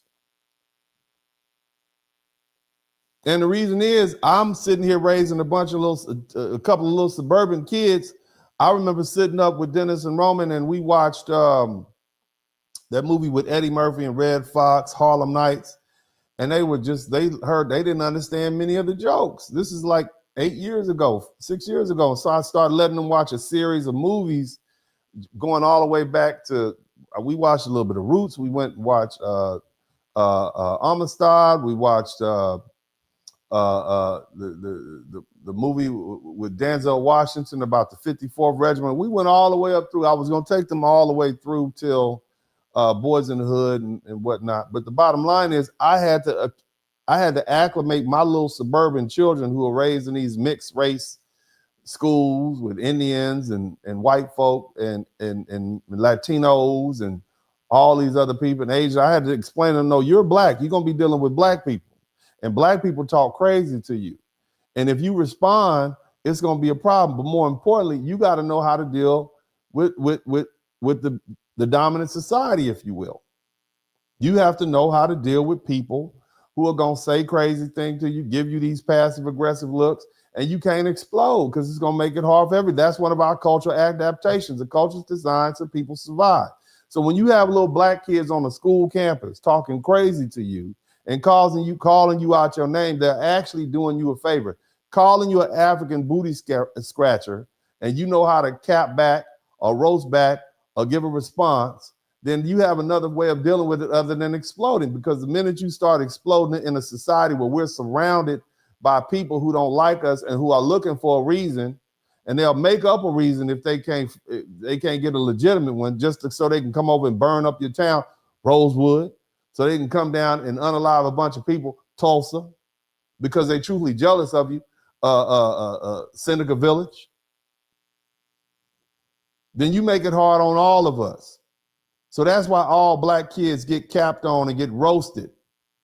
Because now you over here with us. This is the culture. Stop complaining. You brought your mama and all your people, y'all came over here. This is how we do things over here. And if you're going to be part of the group and you automatically thrown in the black group, then you just need to understand that goes with the territory. And I wish there were people who had a better understanding of foundational Black American culture who would sit up and challenge these people, all this pity part. Everybody get called names by black kids. We call each other African booty scratcher. You understand what I'm trying to explain to you? We all get rolled. That's part of the game. Who ain't been called big lip, bald head, goddamn lockjaw? Your mama's so fat she jumped off the curb and committed suicide. I mean, everybody, and the reason we talk about our mamas so much is because we love our mamas. And if you can take it with somebody sitting up there talking about your mama, some of us, all we had was our mamas and our grandmothers. So if you can sit up there and take somebody just disrespecting your mama to your face, and it gets more raunchy than that, then you can exist in a society where we're constantly being surrounded and constantly being tested and constantly being insulted and humiliated and thrive. That's what FBA culture is about. Somebody type peanut head in the chat room. Now I'm gonna go ahead and let this young lady finish, but you all make sure you spread that word and let them know what's really going on so they stop complaining about being called an African booty scratcher. The context, but because I was a cheerleader, these are all white women, and I had to switch schools, middle schools, because we moved. And I remember because the cheerleaders I knew were white women, I would sit with them because that's who I knew. Mm-hmm. But, you know, I would see the black girls, and some of them I knew because they were in my neighborhood. Mm-hmm. And the black girls would be like, why are you not sitting with us? Like, what's going on? And I didn't even recognize that was an issue. I didn't realize. This little Nigerian girl came over here to the United States. You got all these black people over here. You sitting over here with the white women or the white girl. She don't recognize that because to her, oh, well, you know, we're all friends. I guess I'm assuming you got to take everything that's being said with a grain of salt because, you know, this is a bit performative. Shout out to Faquan. Thank you for being the third person, the third super chat. Nobody else is apparently learning anything. So thank you, sir, for learning something. I'm sure you all knew this information already. But either way, thank you, sir. But, you know, you don't think anything's wrong with that? You sitting over there, basically the black girl was looking like they don't like you and their parents don't like you. Their parents don't want you sitting over there next to them. ma'am. They're tolerating you, but they don't really like you. Okay? And you're going to learn soon enough. But either way, but she didn't even see anything wrong with that. Okay? Because they don't unify on color, I guess. But the white man does around the world. You can see it. They start fighting each other to fight the rest of the people. But let's keep listening. And it's not that I didn't see color, but it was because, in a Nigerian household, you're not told you're black. Right. You're told you're Nigerian. Yes. There's no. Yeah. And that's your mistake in the United States. And in South African households, you're not told you're black. You're told you're South African. And that's why y'all over there whooping up on those other Africans from those other countries, and you're about to catch a lot of flack. Nobody feels sorry for you. So Black Americans are looking at what the South Africans are doing and saying, damn, I don't feel sorry for them. Okay. They can't come complain about what the white man is doing to them, and they doing this to their own African brethren. What would they do to us? That's basically what they're saying. Okay, us. Let's keep listening. There's no language for that. So I think from even then, I had to start learning and understanding the nuances of different people and things like that. Even my best friend, she's Ivorian. I'm from Ivory Coast. Right. We met in high school. And I just feel like even then, we didn't talk about identity. And so I think growing up in America, I had to learn to be Nigerian. I had to go out of my way to get it, especially to be black. Yes, to be black, to be black. And I feel like, interesting enough, So again, what I'm saying is exactly, these people, they don't bond because they grew up in a society where black people were the dominant ethnic group or whatever, the dominant group was black. They don't have to worry about racial identity. So they have the luxury of saying, oh, well, we can divide ourselves further by tribe, nation, etc. But that ain't how it works over here. But anyway, again, we built institutions. All right, that's the difference between us. Okay, we built institutions. All right, Black Americans, we're not just talking about buildings and organizations and formal paperwork. We built systems of survival. Our people built, because America's dominant institutions were either closed to us, openly hostile, or designed to keep us subordinate. And so Black America didn't just survive. Black America, we had to deal with segregated schools.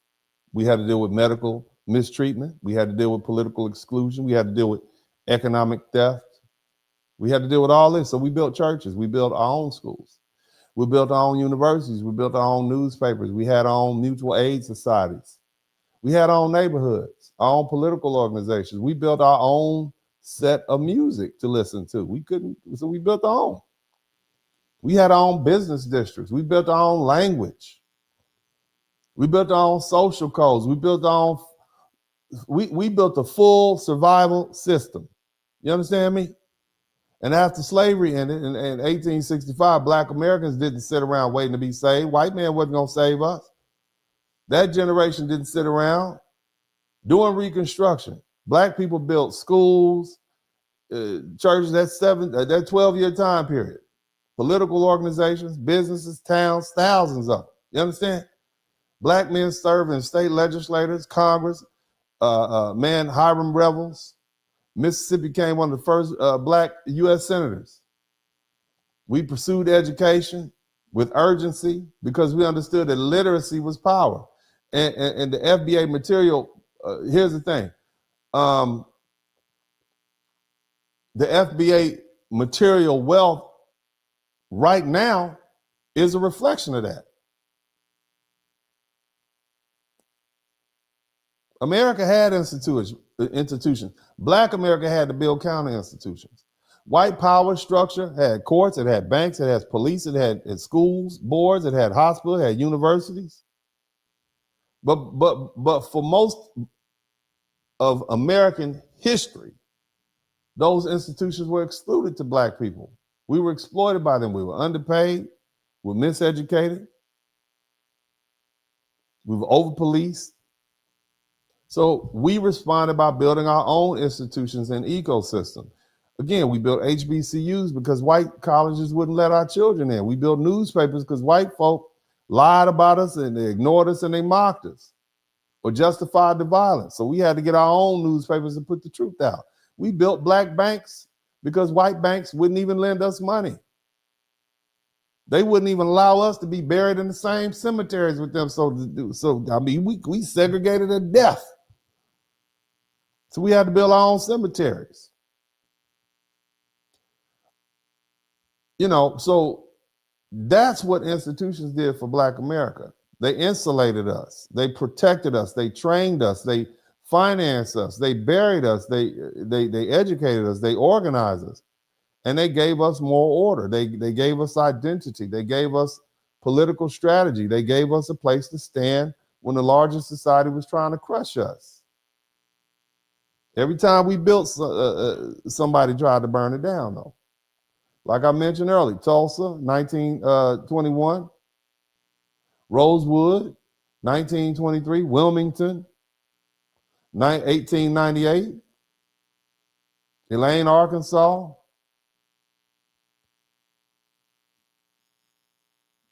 Black Wall Street, Seneca Village. Whether we talking about a black farm or a black town or a black school, over and over again, they came for our stuff, and we built it again. Do you know they rebuilt Tulsa, Oklahoma within 20 years? It was back better than ever after they burned it down.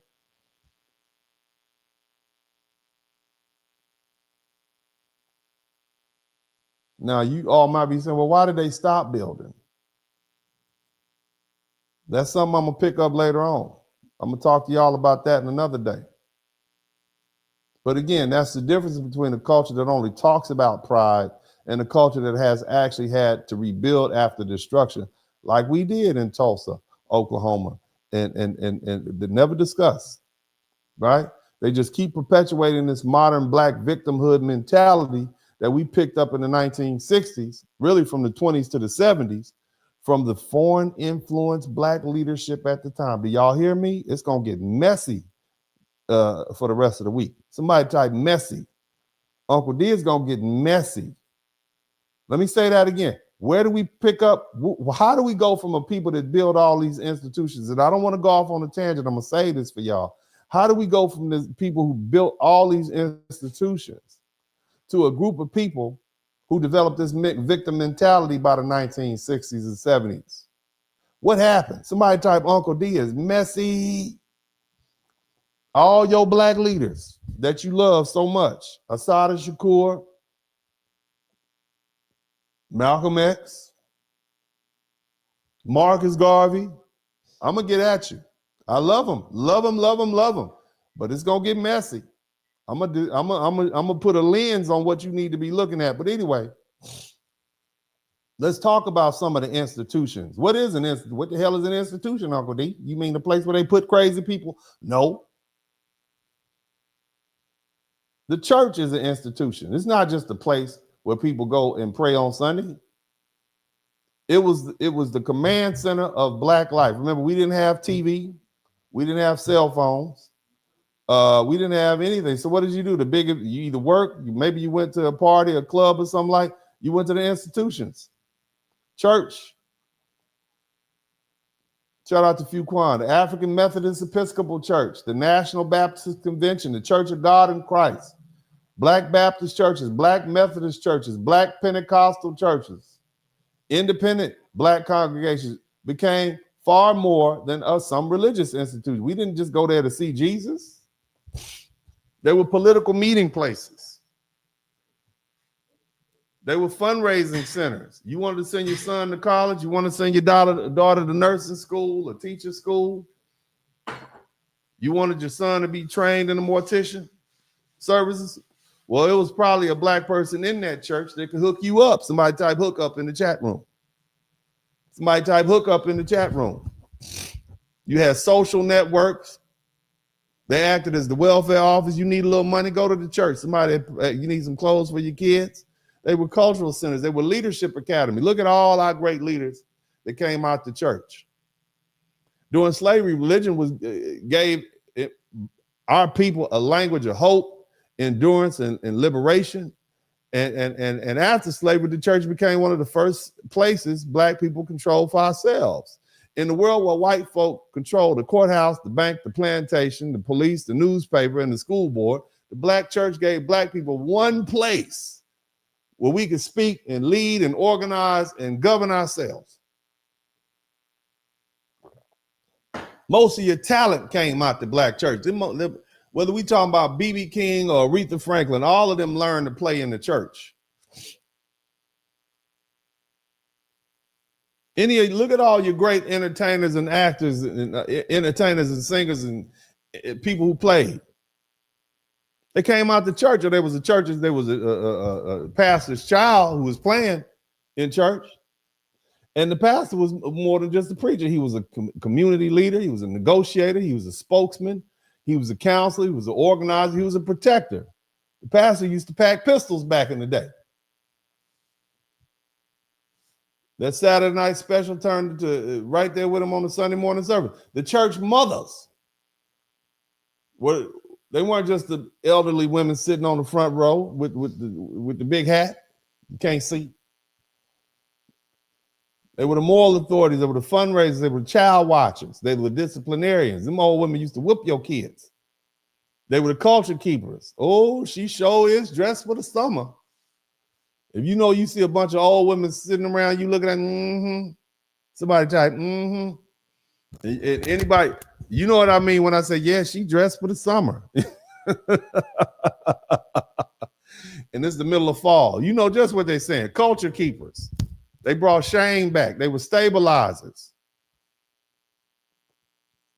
The deacons weren't just church officers. They were often trusted men in the community who helped make sure families were cared for, widows weren't abandoned, and children were held accountable. And this is why so many major black movements came straight up out the black church. The civil rights movement didn't just use churches because they were convenient spaces. The movement used churches because churches already had structure and trust and money and leadership and transportation and what networks and more legitimacy. A protest needs people. The church had people. Boycotts need discipline. The church taught discipline. Movements needed money. The church knew how to get that money.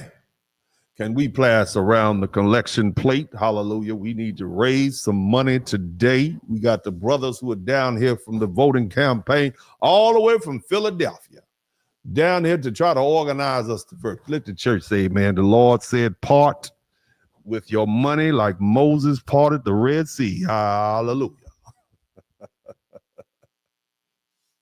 You see?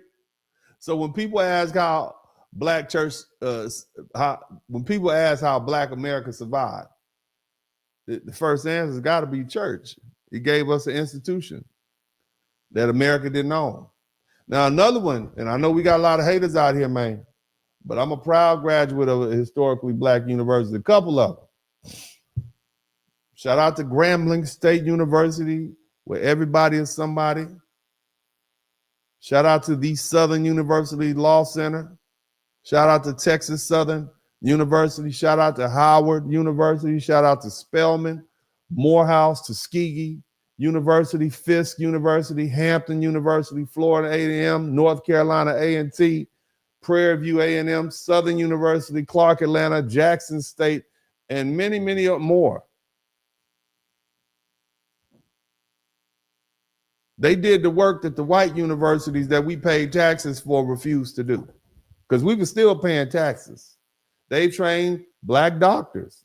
They've trained black lawyers. They've trained black teachers and nurses and ministers and engineers and scientists and military officers and business owners and judges and politicians and scholarships, and sent them all across the world. And that matters, because exclusion from education is one of the main ways a caste system reproduces itself. If a society keeps a group of people uneducated, it can keep that group poor, dependent, and politically weak. Black people understood that immediately after slavery. That's why the first thing we started building was universities for our children with almost nothing. That's why I don't understand. Dr. Umar, how you had all this, and you still ain't built the school, and our ancestors were able to build schools out of slavery and they couldn't even read?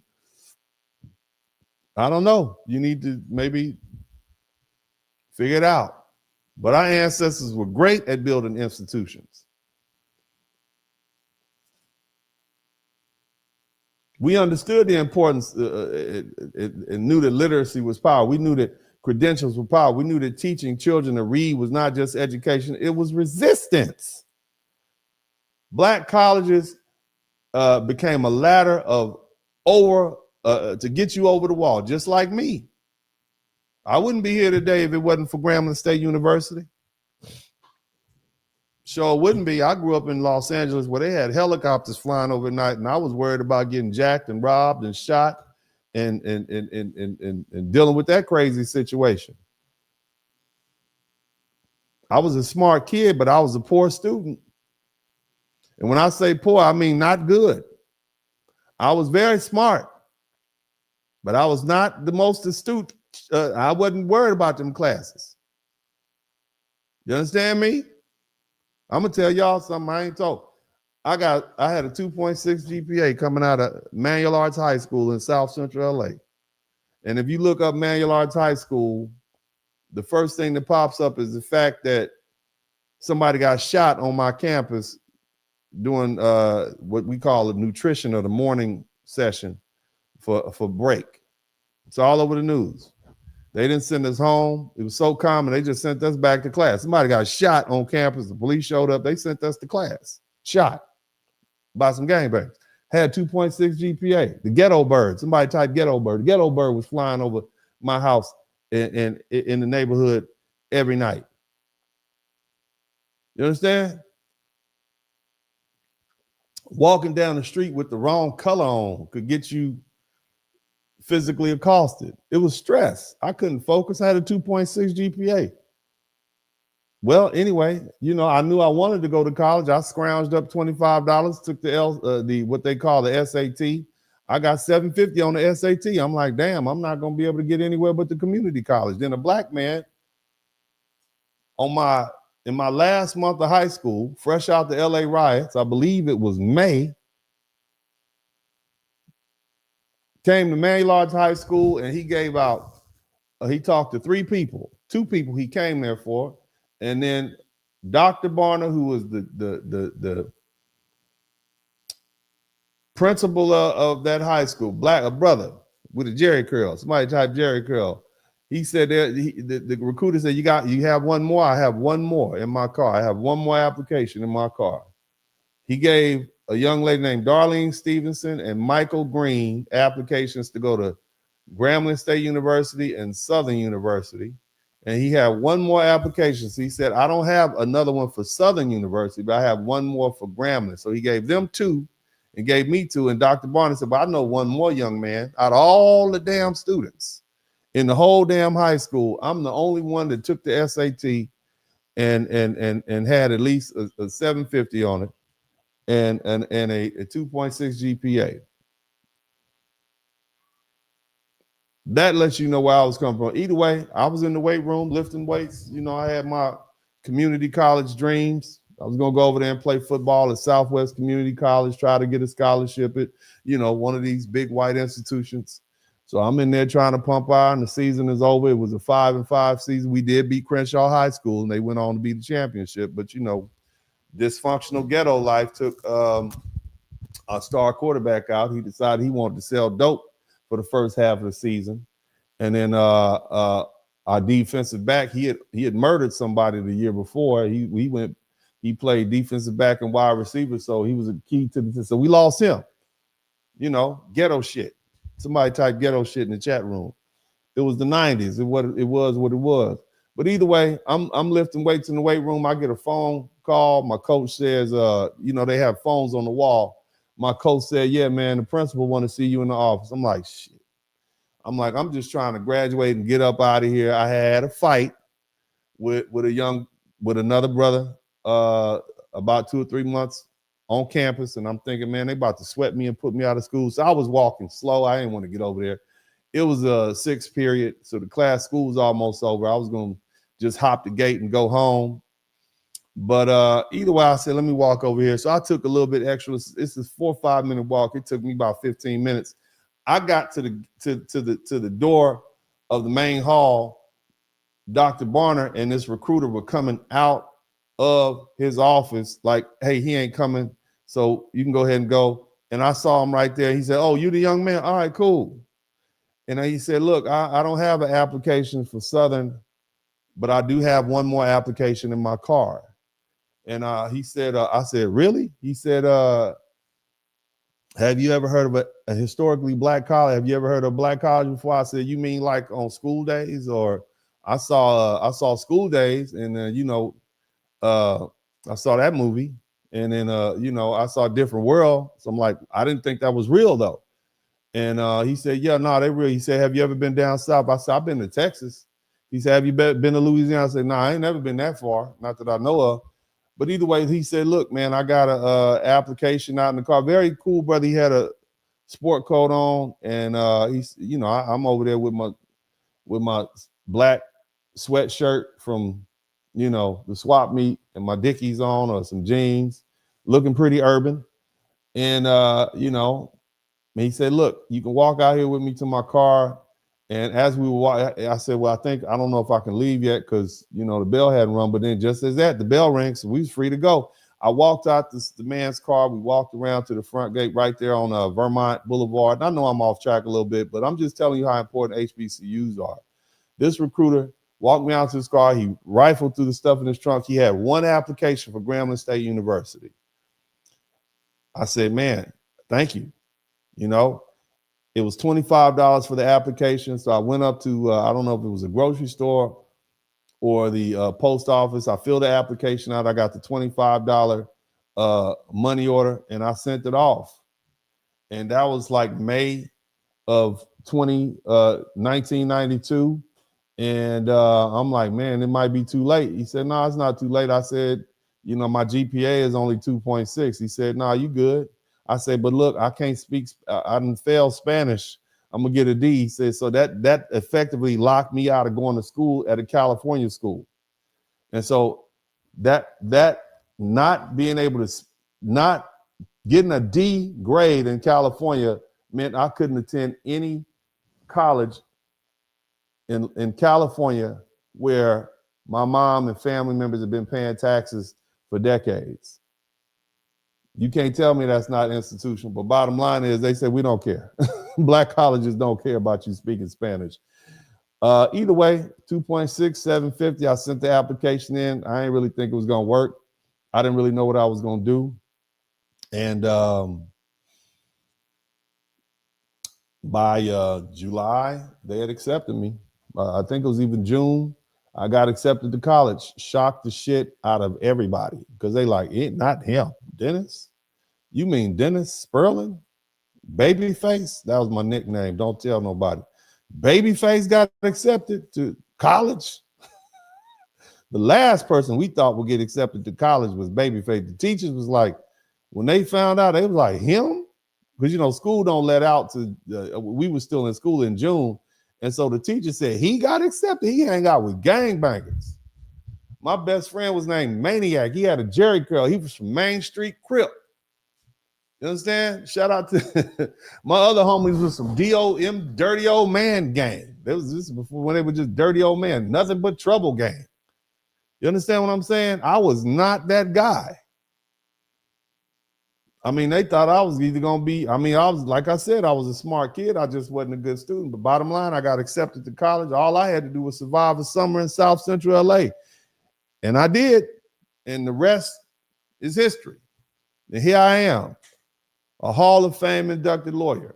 You see? But again, family, shout out to me. Shout out to that recruiter. Shout out to the HBCU ladder that helped us get over that wall. You see, that, like I said, these white universities, they were not designed to educate black people on scale.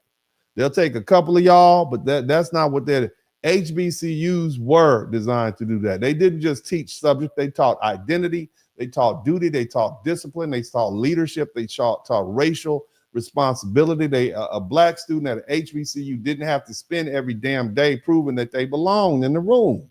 The institution itself said, "You belong here." And now you're responsible for doing something with that, what you learned. And that's why HBCUs have had the impact far beyond their size. They produced generations of black professionals who went back into the communities as teachers, as principals, as lawyers, as doctors, as ministers, pharmacists, dentists, public servants.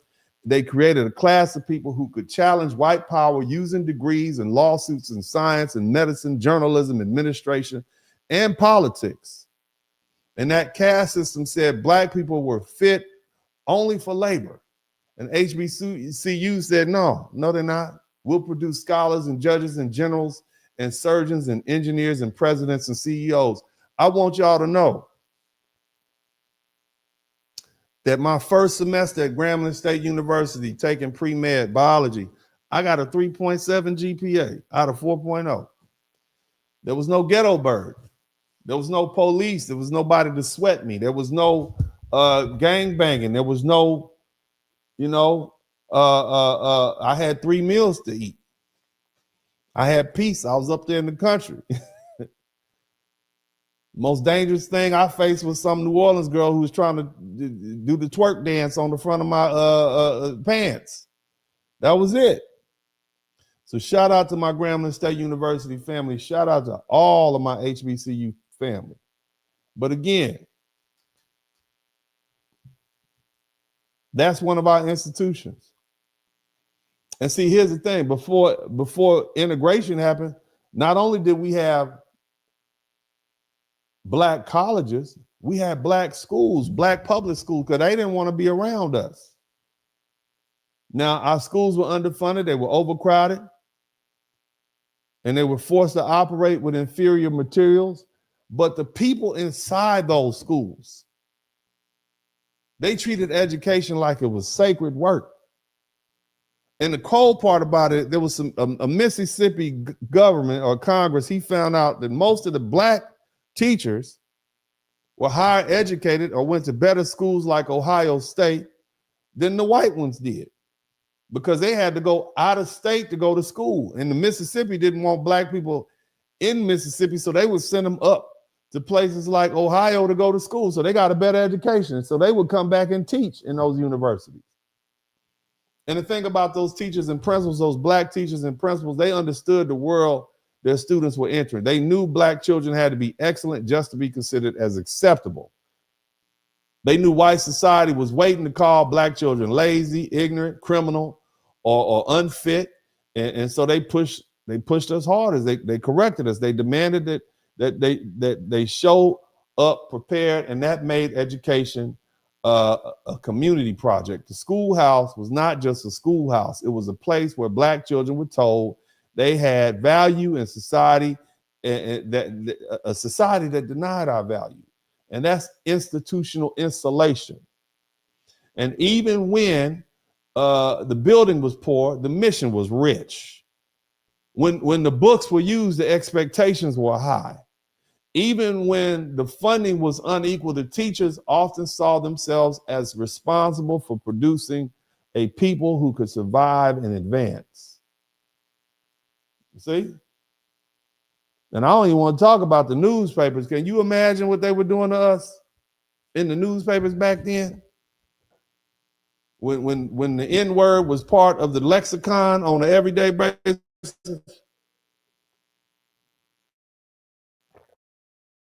So we had developed our own major institutions for newspapers. We had the Chicago Defender, we had the Pittsburgh Courier, we had the Baltimore Afro-American, we had the Amsterdam News, we had the Atlanta Daily World, Norfolk Journal and Guide, we had the Houston Forward Times, we had the LA Sentinel. I grew up reading that. And you had so many other black newspapers that gave black America something that white media would never give us. And that's a truthful account.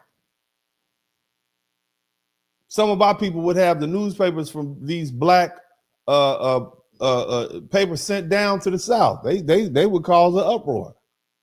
See, what they did was those white newspapers full of propaganda. They described black victims as criminals, black communities as dangerous, black politics as corrupt, and the white violence is justified. When lynchings happen, white newspapers, they protected the mob.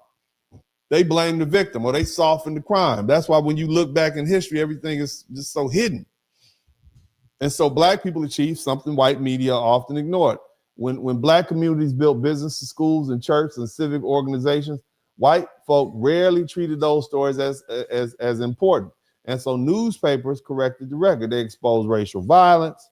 They published the names of those people who were victims and perpetrators, and we celebrated Black achievement.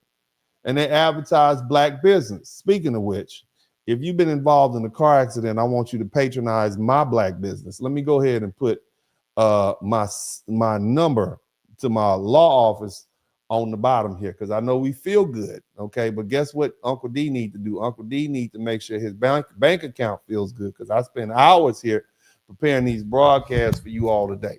Normally, I charge anywhere from $500 to $1,000 an hour.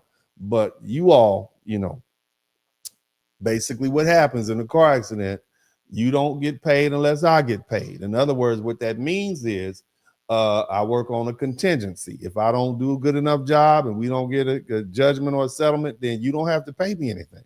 So if you would like to give me a call, if you've been in the car accident, I got lawyer friends all across America. Okay, so make sure you call me, Attorney Dennis Sperling, if you've been involved in a car accident. As we speak about Black business, don't you forget that. Don't get on here and laugh and, oh, that's a wonderful story. And then next time you get in a trucking accident, you call somebody else that don't look like us. That ain't cool. Okay, that ain't cool. And that's now, and again, okay, patronize my Black business. Okay, I want you all to make sure you do that.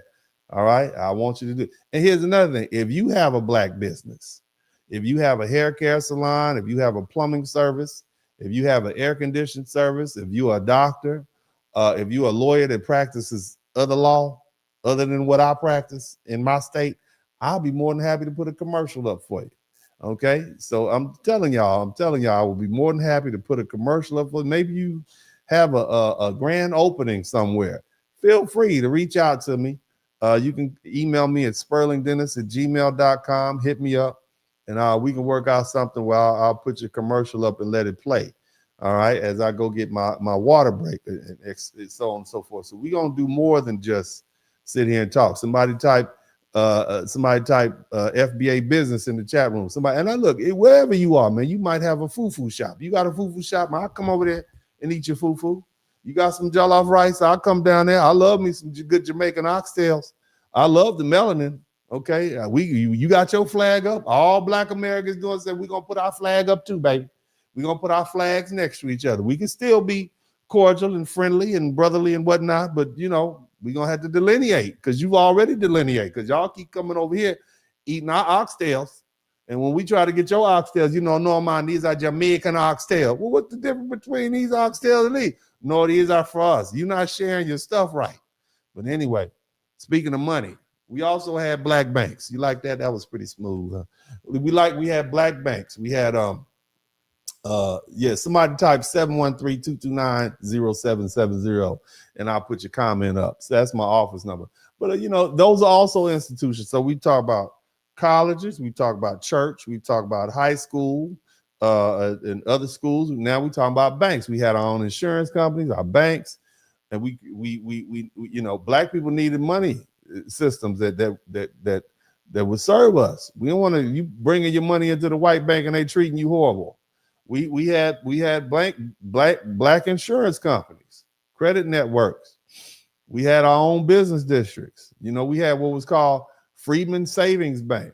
Okay, and despite its collapse and betrayal, because the white man got in charge and stole all the money, and of course, it was a time period back of a Black man had no rights that a white man had to abide by, so they could just steal your money. Okay, and we should have knew better, but it happened. Okay, but later, Black-owned banks and insurance companies help Black people buy and start businesses, buy homes, and bury our loved ones, and build community wealth with mainstream financial institutions.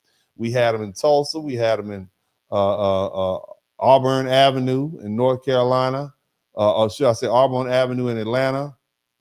We had them in Harlem, Chicago, D.C. You know, these are the places that doctors and lawyers and bartenders and beauticians and teachers and funeral homes and restaurants, all these people, all these officials, they come together and put their money. They weren't perfect, but they were proof that Black people could create functioning economies under hostile conditions. And again, we say all this in the context of we didn't even do this with our own country. We didn't even do this as a dominant group. You understand? And here's another one, and we often get this bad rap. We have mutual aid societies, okay? All right. Now, when I say mutual aid societies, before we had these modern government programs that they put on us to try to take the steam away from what we were doing on our own, Black communities relied heavily on mutual aid societies, burial societies, benevolent societies, lodges, women's clubs, fraternal orders and sororities, church auxiliaries. This is how people were able to survive sickness and death and unemployment and widowhood, old age and emergencies. And see, this is important because Black people are often excluded from white folks' stuff, okay? We didn't get fair wages, we didn't get fair insurance, we didn't get fair banking and fair public services. And so when somebody died, the community had to bury him. When somebody got sick, the community had to help.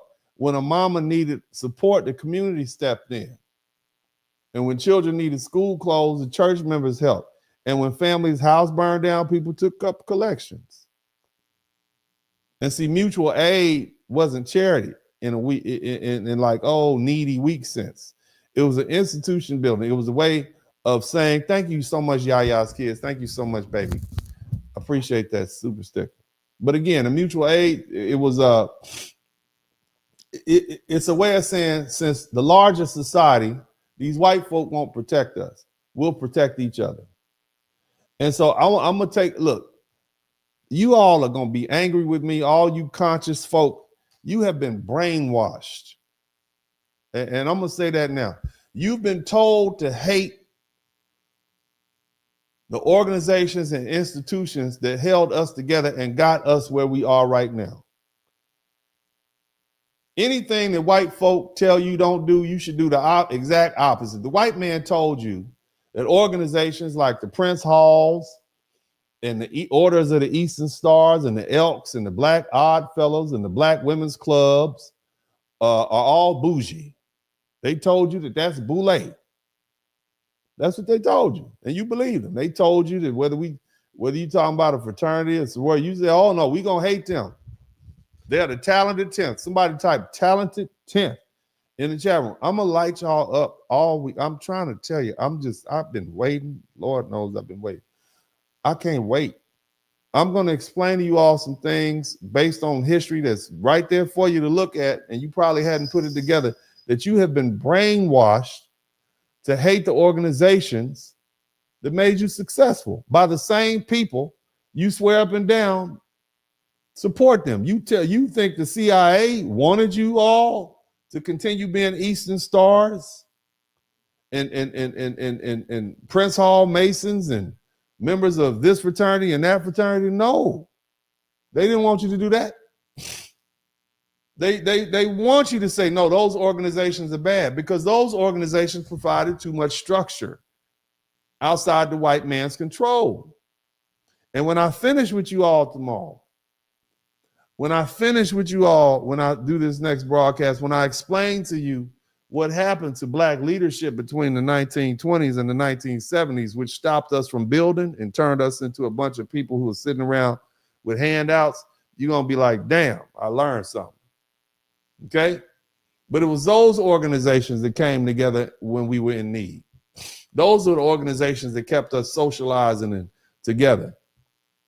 Even the Black Funeral Home, they deserve their own attention. Shout out to Intricately Tangled. The Black Funeral Home, because they served a very special role in the Black life. The white man wasn't coming to pick you up. A body would stay at your house for weeks. White folk wasn't coming over there with their nice, clean white people ambulance.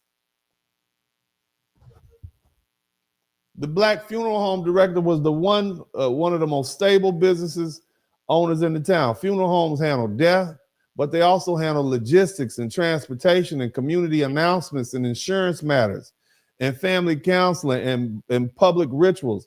They help families navigate grief in a society that denied Black suffering. The white folk would leave that body in the street.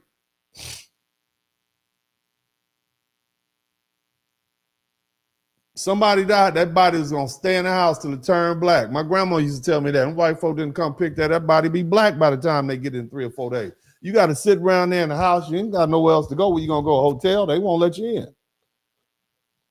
So during segregation, white funeral homes and cemeteries, they treated black people, they wouldn't pick your body up. You had to be buried in a black funeral home or in a black cemetery. And so guess what happened? It was black funeral homes that stepped into that gap.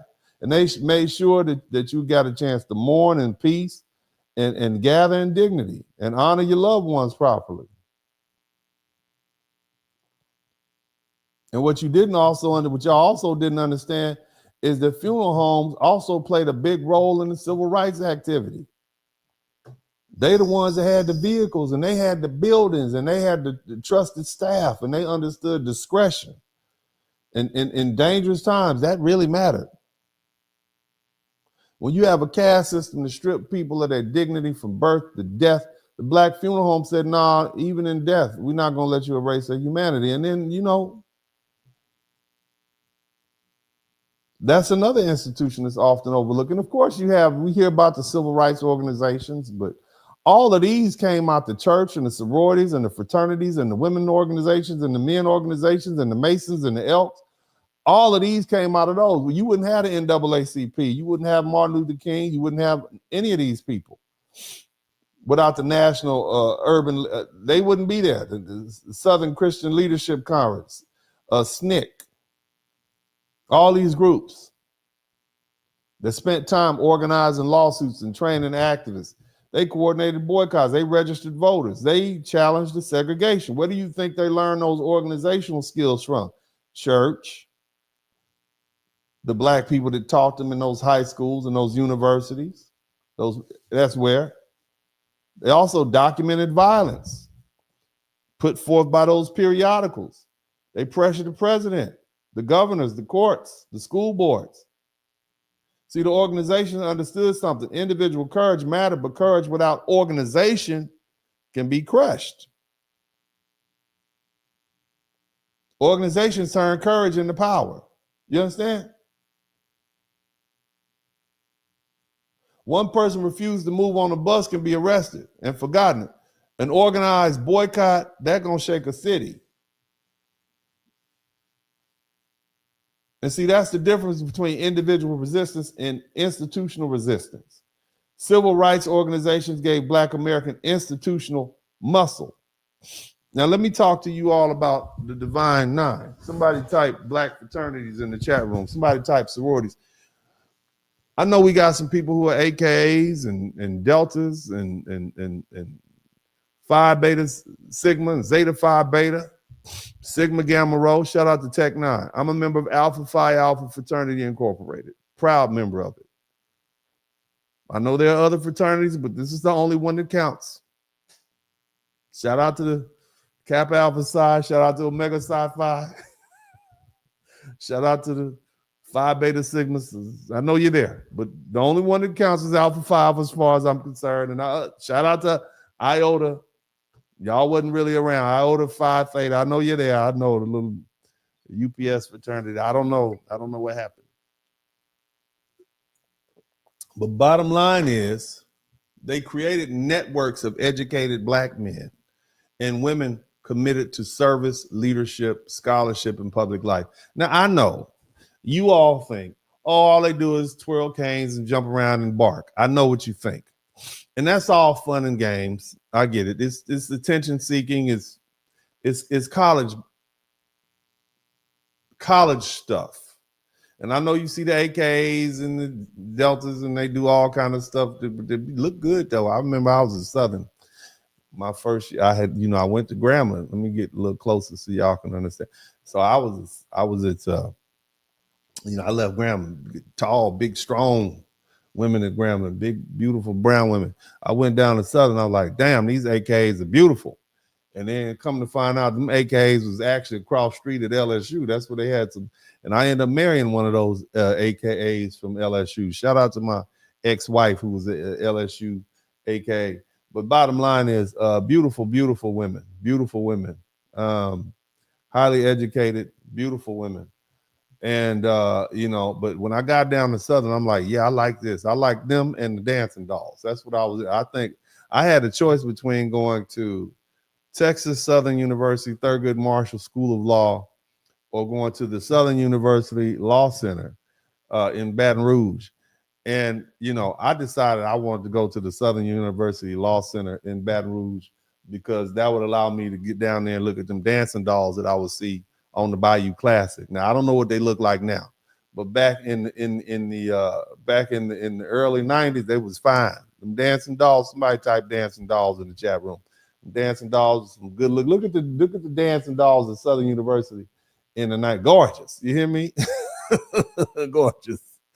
But anyway, yeah, so that was my sorry, I was simple back then. But anyway, you know, come on now, who you dealing with? I'm living a dream.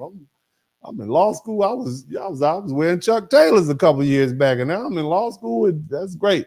But anyway, bottom line is these organizations, you know, they connected Black professionals across cities and campuses and career and generations. And see, they help people find mentors and jobs and community and marriage, like I just told you, networks and political connections and service opportunities. You see, in a country, see, you were locked out of the white boys network. You were locked out of that system. It excluded Black people. Okay? So, and I want you to we're not talking about Black Greek organizations. These are not Black Greek organizations. These are Greek letter organizations. It might as well be, we could just call it Roman numeral organizations if you want to. And they use that instead of using the typical alphabet that we use because it stood out. Oh, this is something I might want to be part of. You see? But the bottom line is it created alternative networks of influence. And that matters because the institutions are not only buildings, it's instituted who you know. Also, your relationship. If you are a smart, brilliant young man, how do you find other smart, brilliant young men in your schools? Huh? How do you do that? Okay, so yeah, you know all the smart, brilliant young men in your school and the smart, brilliant young ladies in your school, but how do you create a network where all of you all can get together sometime and exchange ideas and do things? Think about that. This is the network that we have. Thurgood Marshall was a member of Alpha Phi Alpha. Dr. Martin Luther King was a member of Alpha Phi. Johnny Cochran was a Kappa man. And the thing you all have to understand is once you graduate, it doesn't matter. See? Because we know that if you've been inducted into one of these fraternities, then a couple of things are true.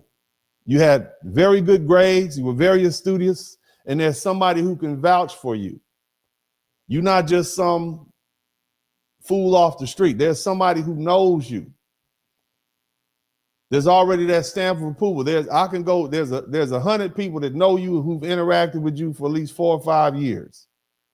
And so anybody who meets you can make a few phone calls, say, yeah, he's cool, blah, blah, blah. He studied this. Yeah, everything he says is true and real. So it creates an automatic network. And the other thing is you don't have to enter into a room alone. You see? And that's why the Divine Nine, or as they call these Black fraternities and sororities, just help build bridges. And once you get out, hey, look, I got Kappa friends. I got friends who are I ain't got no Sigma friends. I don't think I ever had a Sigma friend. That's the ones that wear blue and white. I've seen a couple, but I got some Kappa friends. I got plenty of Q Dog friends. Shout out to the Qs. You know, as I said, my ex-wife, AKA, I know a few Deltas. A young lady I went to law school with, she is a member of Sigma Gamma Rho. Phi Beta Sigma. Zeta Phi Beta. You know, y'all all wear that blue shit. I don't know. My bad. Excuse me. Yeah, I don't know. Yeah, Kevin Samuels was a member of Kappa Alpha Psi, and which is why when that pastor down in Atlanta started talking crazy about Kevin Samuels, who's also a Kappa, his own frat brothers called him up and said, hey, kill that. You see what I'm saying? out there disparaging this black man's reputation. Come to find out, it's your Kappa fraternity brother. Like I said, it's a connection, and that's it. People make a big deal about it. It is a big deal to get in because you have to be the best of the best, or you should be. You should be. You should have a 3.9 or 10 grade point average. You should be upwardly mobile. You should be honest. You should be loyal. You should be dedicated. And it's a weeding out process. You don't want you don't want people to suckers in your organization. You don't want to be associated with that. And another thing, Black women clubs were among the most powerful and underappreciated institutions in America. Organizations like the National Association of Colored Women.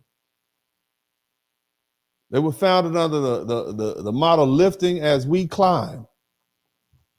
They created networks of Black women who work on education, anti-lynching activism, public health and child welfare, voting rights, temperance, housing, morality, and community uplift. I think Black women would be much better if you all had some of these organizations back. It would impose a standard on you.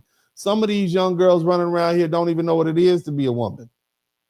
Imagine if you were able to groom them up and put them in a room with women of not just in 20s, 30s, 40s, 50s, 60s, 70s, 80 years old, so they'll see what they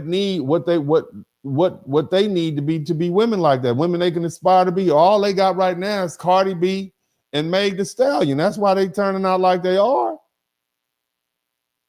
You know, all the women in this chat room, you know darn well you need that female camaraderie to keep you balanced, make sure you're not crazy or acting crazy, and have a better understanding of how you should comport yourself in different situations. So yeah, those organizations were important and to give you opportunity to shine. But Black women could go places that Black men couldn't go. And so Black women often had to fight racism outside the community, okay, when Black men couldn't go there. So they were able to help build schools. They were able to help raise money and care for the children and defend the families and organize campaigns. And they created standards of respectability and public responsibility. They were the standard bearers and people respected them for that. And then, of course, you know, that's another institution. And then we have the Black professional associations.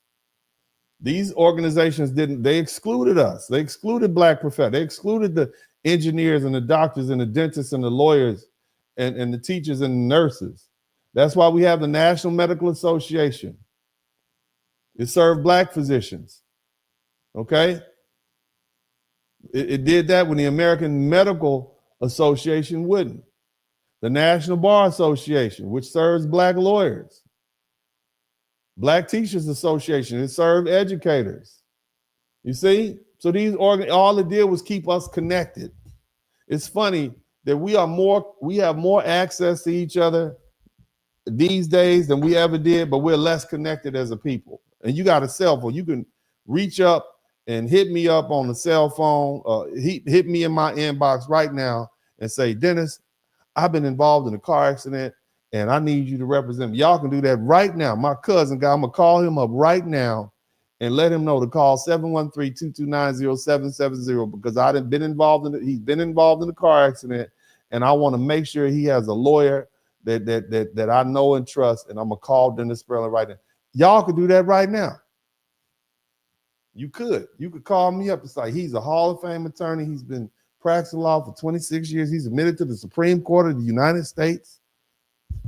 He has 3 law degrees, got a perfect score on the bar examination, and he knows how to talk to people. He's a little crazy, but he seems really good. I've looked at his online reviews. He's able to take very complicated things and talk to us about. Certainly he'll be able to communicate well. He looked like he talk a lot. He's not one of those lawyers that dip and dodge and won't talk to you. Yes, you could do that right now. Your grandma, your cousin, been involved in the cars, they can do that. And see, like I'm saying, we need to be more networked. Okay, even when we didn't have all this electronic stuff, we were networked. It would be good for us, especially in a political season like this. You understand? But all these political institutions, it turned into power. The black church, the black colleges, the black civil rights organizations, the black organizations, the black fraternities and sororities, it put us all there. And of course, you know, the black neighborhood, that became cultural and political basis. Segregation forced black people to live in separate neighborhoods, but black people transformed those neighborhoods into institutional ecosystems. This is how we developed the impetus for the black church. This is how we developed the barbershop culture and the beauty salon culture and the funeral homes and the corner stores and the lodges and the halls and the pool halls and the restaurants and the record shops. This is where the culture came from.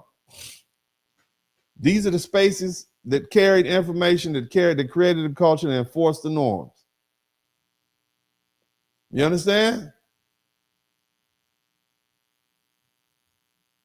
All of that. Now, of course, you know, before the school and I'm talking about institutions now. I'm talking about why we are different than Africans.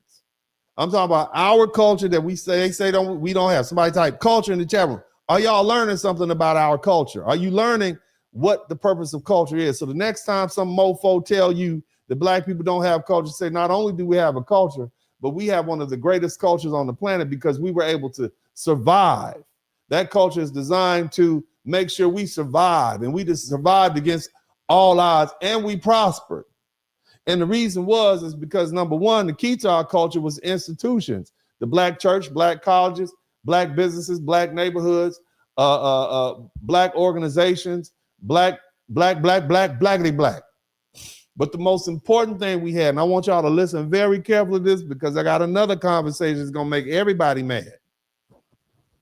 I'm going to talk about the black family and how it survived one of the most vicious assaults in world history. Slavery sold husbands away from wives, children away from mamas, siblings away from each other. It denied legal marriage, denied paternal authority. You couldn't even tell your own child what to do. You couldn't even whoop your own child. That was the master's property. So you couldn't whoop your own child like that. It was illegal for a black person to unalive their own child because they didn't want them to go into slavery. They tried a woman for that in Missouri. Theft of property is what they called it. But see, after slavery, the state continued interfering and messing with us. Welfare practices come to mind. Mass incarceration. They basically criminalized poverty. Shout out to what? G30.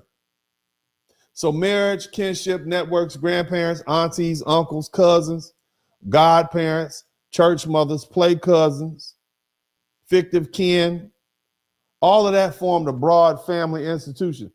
The black family was often larger than the nuclear household. It included extended kin and community-based kin.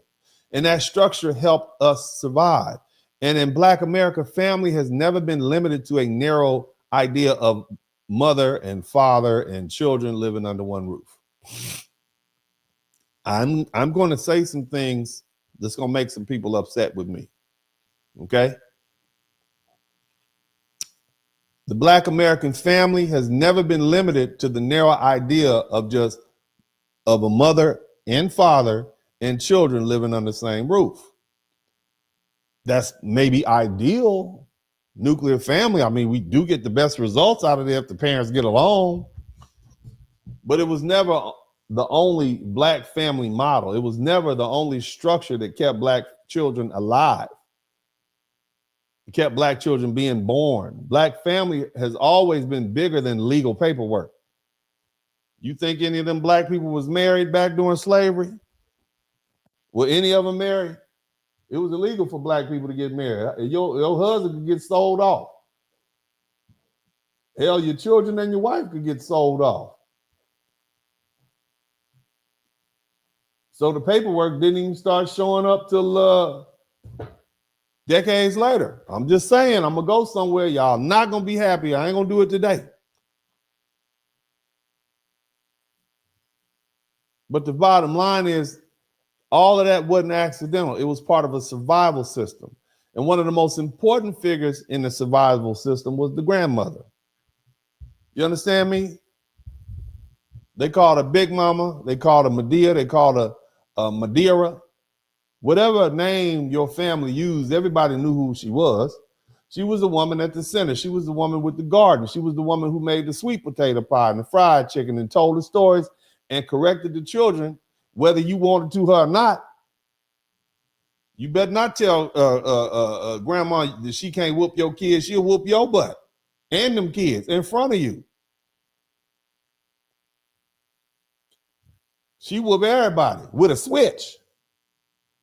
She kept the family history. She made sure every child had somewhere to sleep when they came over.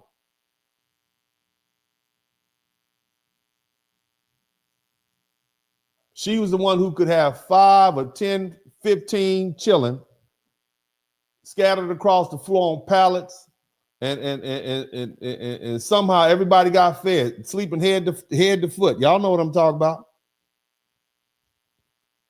Everybody got watched. Everybody knew they belonged. And this wasn't just sentimental, it was historical. That black grandmother became such a powerful figure because black families were repeatedly disrupted by force.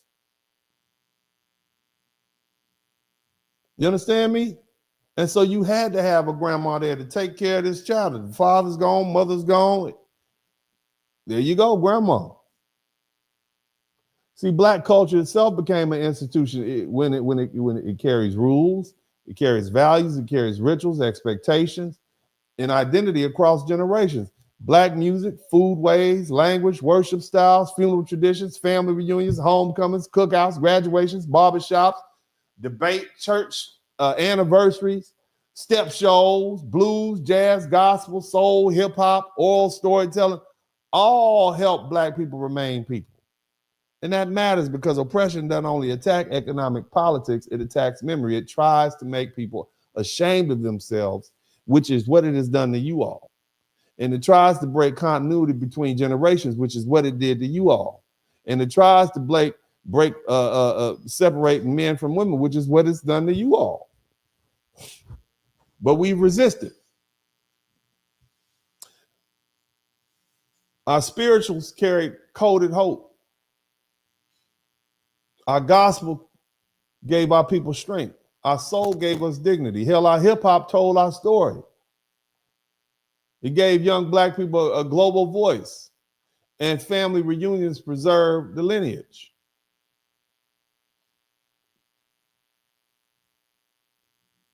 But again,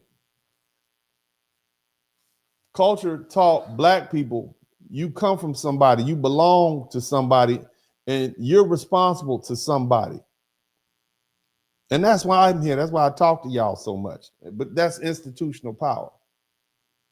And see, this is where the culture question comes in. Are y'all with me? Are y'all learning something? I want to make sure you all are. Am I being too long-winded? Because I know this is a complicated subject, but y'all try, what is he talking? I thought we was going to talk bad about Africans today. Why would them people ain't, I'm minding my foundational black American business. You understand me? I'm trying to teach y'all something. All right. But I'm telling you why, number one, why Pan-African is going to be a failed ideology. Because we don't have the same cultures than people. It's totally different, formed in totally different ways. That's the number one reason. You see, that's what I need you all to understand. Okay. Are y'all following that? Are y'all getting that? Let me know. I need to know. Because if you don't know by now, you ain't gonna know. Okay? Are we still here? Are we all here today? If you're learning something, say I'm learning in the chat room. If you're learning something, say I'm learning in the chat room. Okay? I don't see any I'm learnings.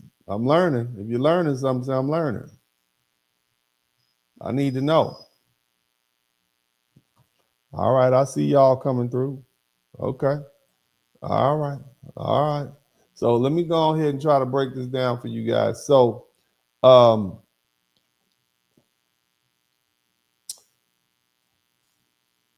see, culture What?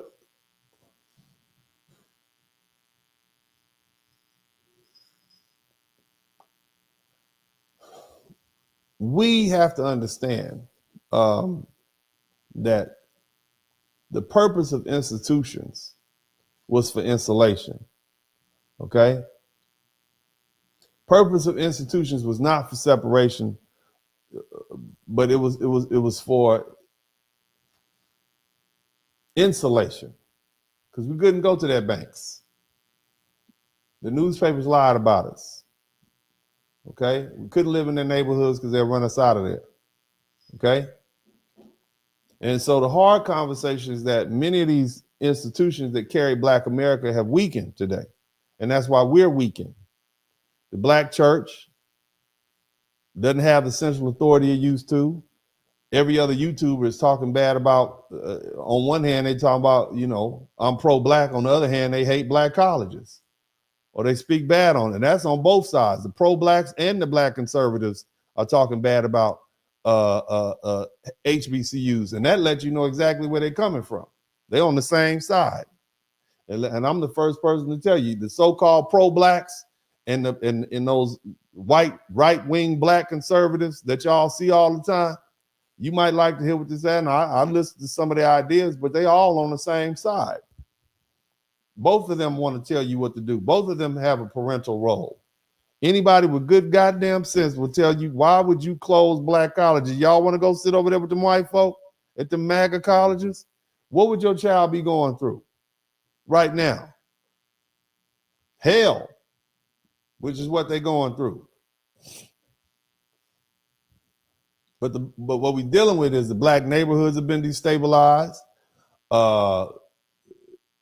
Crime is a problem. School fair, drugs are a problem. But all of that is a breakdown of the Black culture. Black banks remain small. HBCUs, they still matter, but they're chronically underfunded. The civil rights organizations have been taken over by POCs. Somebody type POC. Okay? And so this decline in Black people, or what you see us, it's because of our institutions are declining. Black people we become dependent on other people's institutions. And so here's the thing. The answer isn't simply trying to romanticize the past. You know, that's not it. See, the past had poverty, violence, segregation, injustice, class divisions, colorism, sexism, and real leadership. Do y'all really want to go back to the past? See, but the other thing is the past also has something we need to study seriously, and that's that institutional seriousness. Our ancestors understood that no group survives on vibes. You can't survive on vibes and how you feel. They don't survive on slogans, and you don't survive on individual success stories.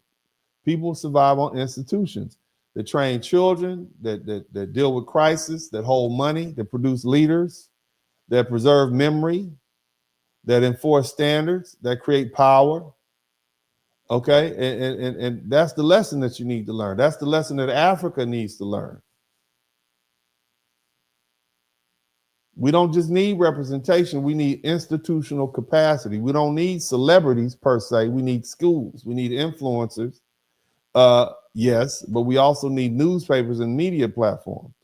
We don't just need consumers, we need banks, we need political organizations that are for Black people. Okay, we don't need individual graduates. We need educational pipelines. We need disciplined organizations. We look, we don't just need culture. We need culture tied to responsibility. We need the will to build again. You understand what I'm saying? That's what we need. That's the blueprint. Now, and I'm gonna wrap this up. I ain't gonna have y'all here all night, but I wanted to lay that. I want you to understand something. This is why Black Americans don't have the same problems that Africans have. And I know I took a long time to get here. But see, African countries still struggle with building stable institutions that people trust. Black Americans had no choice but to build institutions, and we did it under hostile conditions. We built churches, we built Black church was not just a church, it was a school. It was a meeting hall. It was a political headquarters. It was a counseling center. It was a charity office. It was a marriage network. It was the base of the whole civil rights movement that got everybody where they are right now. You understand? It's a place where you could go and stand up and praise and worship after being disrespected all week. You can get in there and organize and speak and teach, and you can shout and get it all out. We had Big Mama. That's another Black American culture outsiders don't understand. They look at our family structure and they see, oh, the man is missing. Okay. In what period of time in the United States has the Black man been present in the house and is guaranteed? You name one period other than the 1950s, which is a short period of time. After the bump where America was the only nation producing anything because Europe was flattened, Japan was flattened, China is just getting over being ravaged. So America was the only place you could get anything, cars, infrastructure, steel, whatever. That's why we had so much wealth here. That's why, and we were building cheap houses, cheap cars. Go ride in one of them 1950 cars if you want to. No seat belt, brakes always going. Where do you think the term shade tree mechanic came from? But that's a whole nother story. Bottom line is, we have what they would call an unorthodox family structure. Okay? The neighborhood would whip your child before you got them. You see?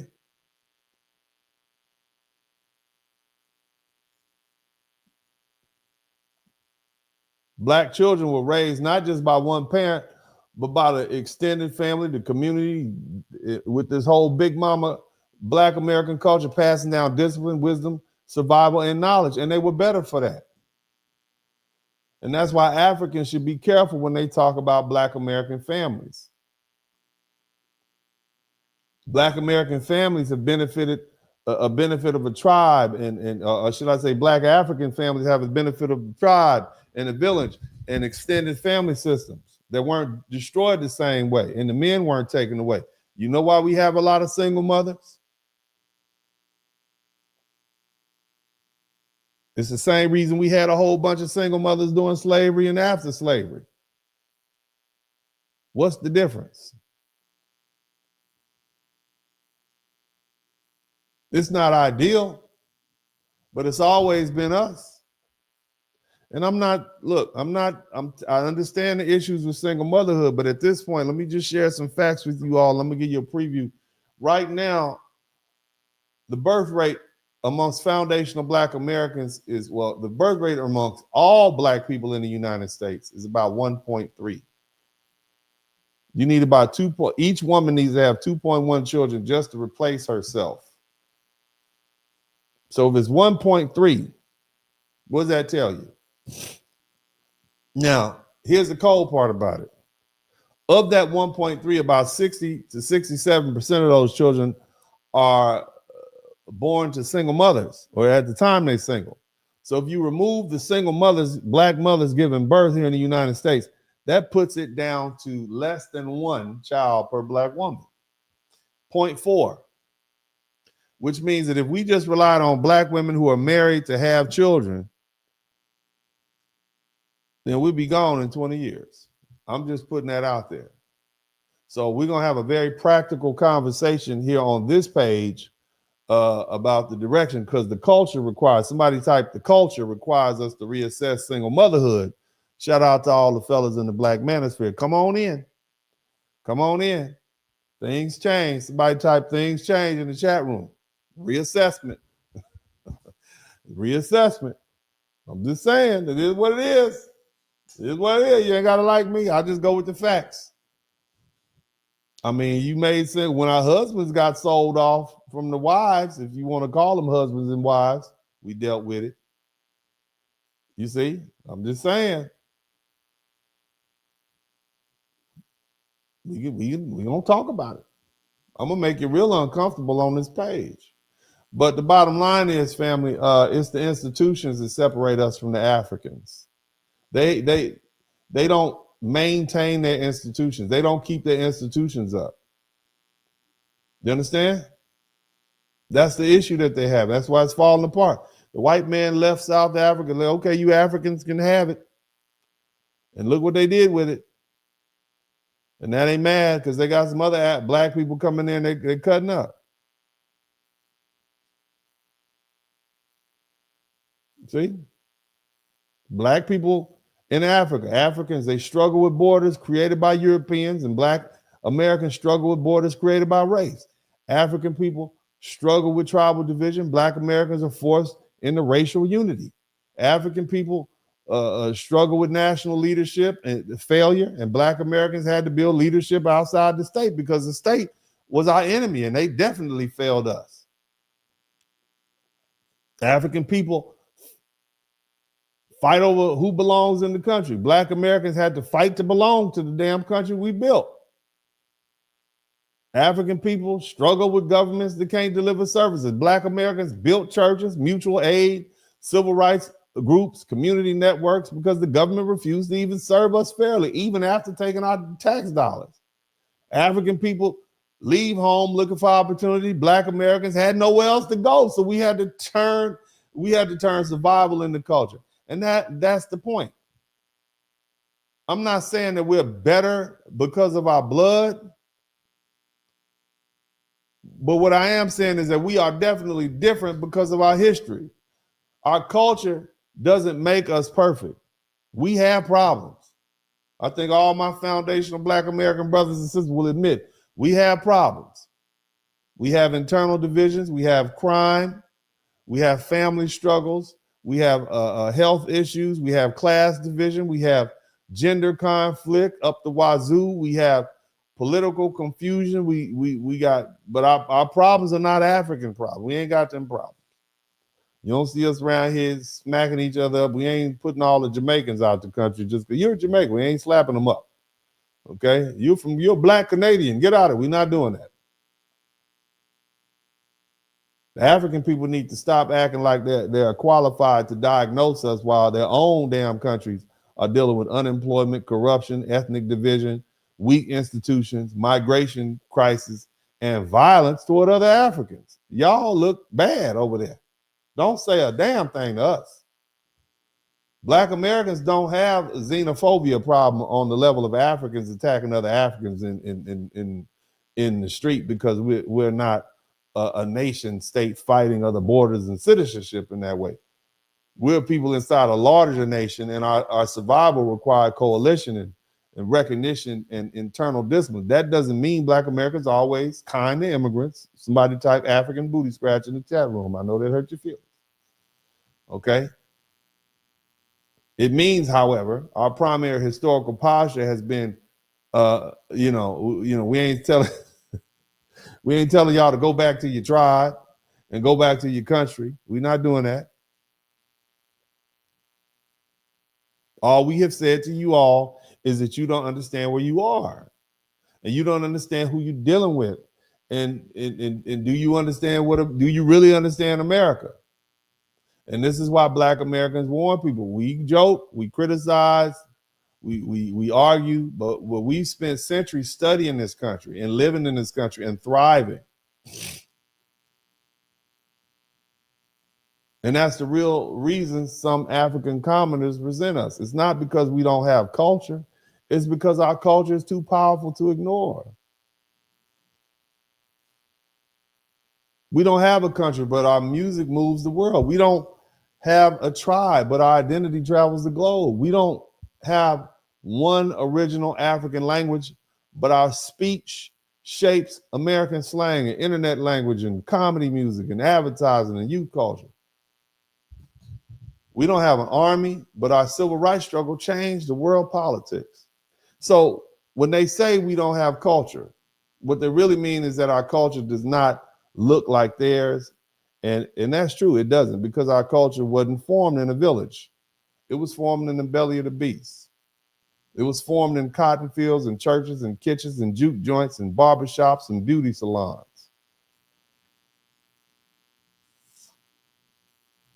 And it was formed by men and women who protected communities when law enforcement wouldn't.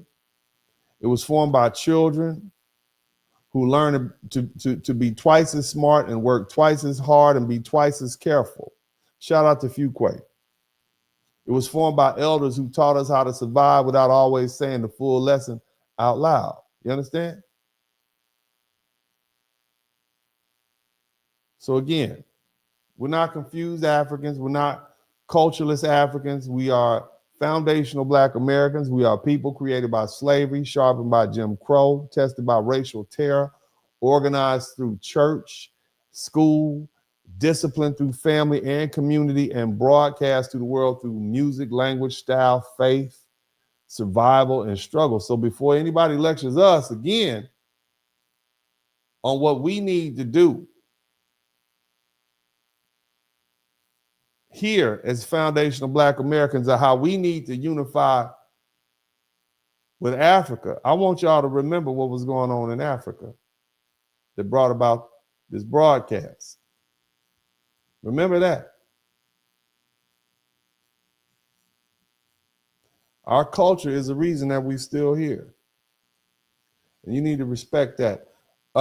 Thank you guys so much. I have a little bit more to say, but I want to take the opportunity to read all of the super chats. You guys make sure you let me know.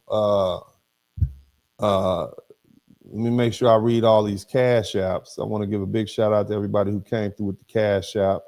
And if you haven't subscribed to the channel, make sure you subscribe to the channel. Did you all learn something? If you learned something, let me know. Shout out to Perry. Shout out to Roastmaster One. He said he learned something. Shout out to Vernell Junius. Thank you so much. I appreciate you all for the cash apps. We got 17 super chats. Well, actually, we got some memberships. So let's go ahead and get those memberships going. Shout out to Cosman. Became YouTube member. Thank you so much. You gave, all right, awesome. Red Sigma, tribal as hell. That's what they are. Shout out to you. My man, Fuquan became to 5, 10, 15, 20, 25. Shout out to my man, Fuquan, for the 5 super chats at $5 a piece. Thank you so much, fam. Yaya's kids, good looking out for the super sticker. Also, thank you. Always good to see you, Yaya's kids. Shout out to Intricately Tangled. Always learning. Thanks for all you do. Did you all learn the difference between African culture and foundational Black America? You understand now the importance of infrastructure? See, that's what the Africans are dealing with. They have a failure of infrastructure. They have a failure of services. That's why they can't accommodate all these Africans. We don't have that problem here. We are builders. Okay? Shout out to Tech99343. Appreciate you for the super sticker. Thank you again for that super sticker. Also, $1.99 and $4.99. Shout out to What G30. Thank you for the culture. He said, appreciate you, brother. Culture. Mark the freelancer, good looking out. So we got 17 super chat. It'd be great to get 20, but I don't, 3 other people learn, fine. If not, fine. Shout out to Fuquan again for the $5 super sticker. And also, Anna, thank you so much. So shout out to all the people who came through and gave the super stickers. You all are the real MVPs. And join the membership. Welcome to the membership. As you guys will see, it's a lot of stuff in the membership that's not viewable by the public. Now, let's do this. I'm not going to have you all here. I want to say this. In closing, family, this is where the conversation has to move from complaint to responsibility, okay? Black Americans doesn't need to keep waiting on somebody else's institution, okay? Shout out to Big J773, and thank you so much. Just putting a little bit towards my institution. Thank you so much, Mom and Dad. Appreciate you. Look here, I want y'all to understand something. We talk about institutions, right? We talk, and I've been waiting to do this. This is the perfect time period. We already know what helped us survive and thrive in this country.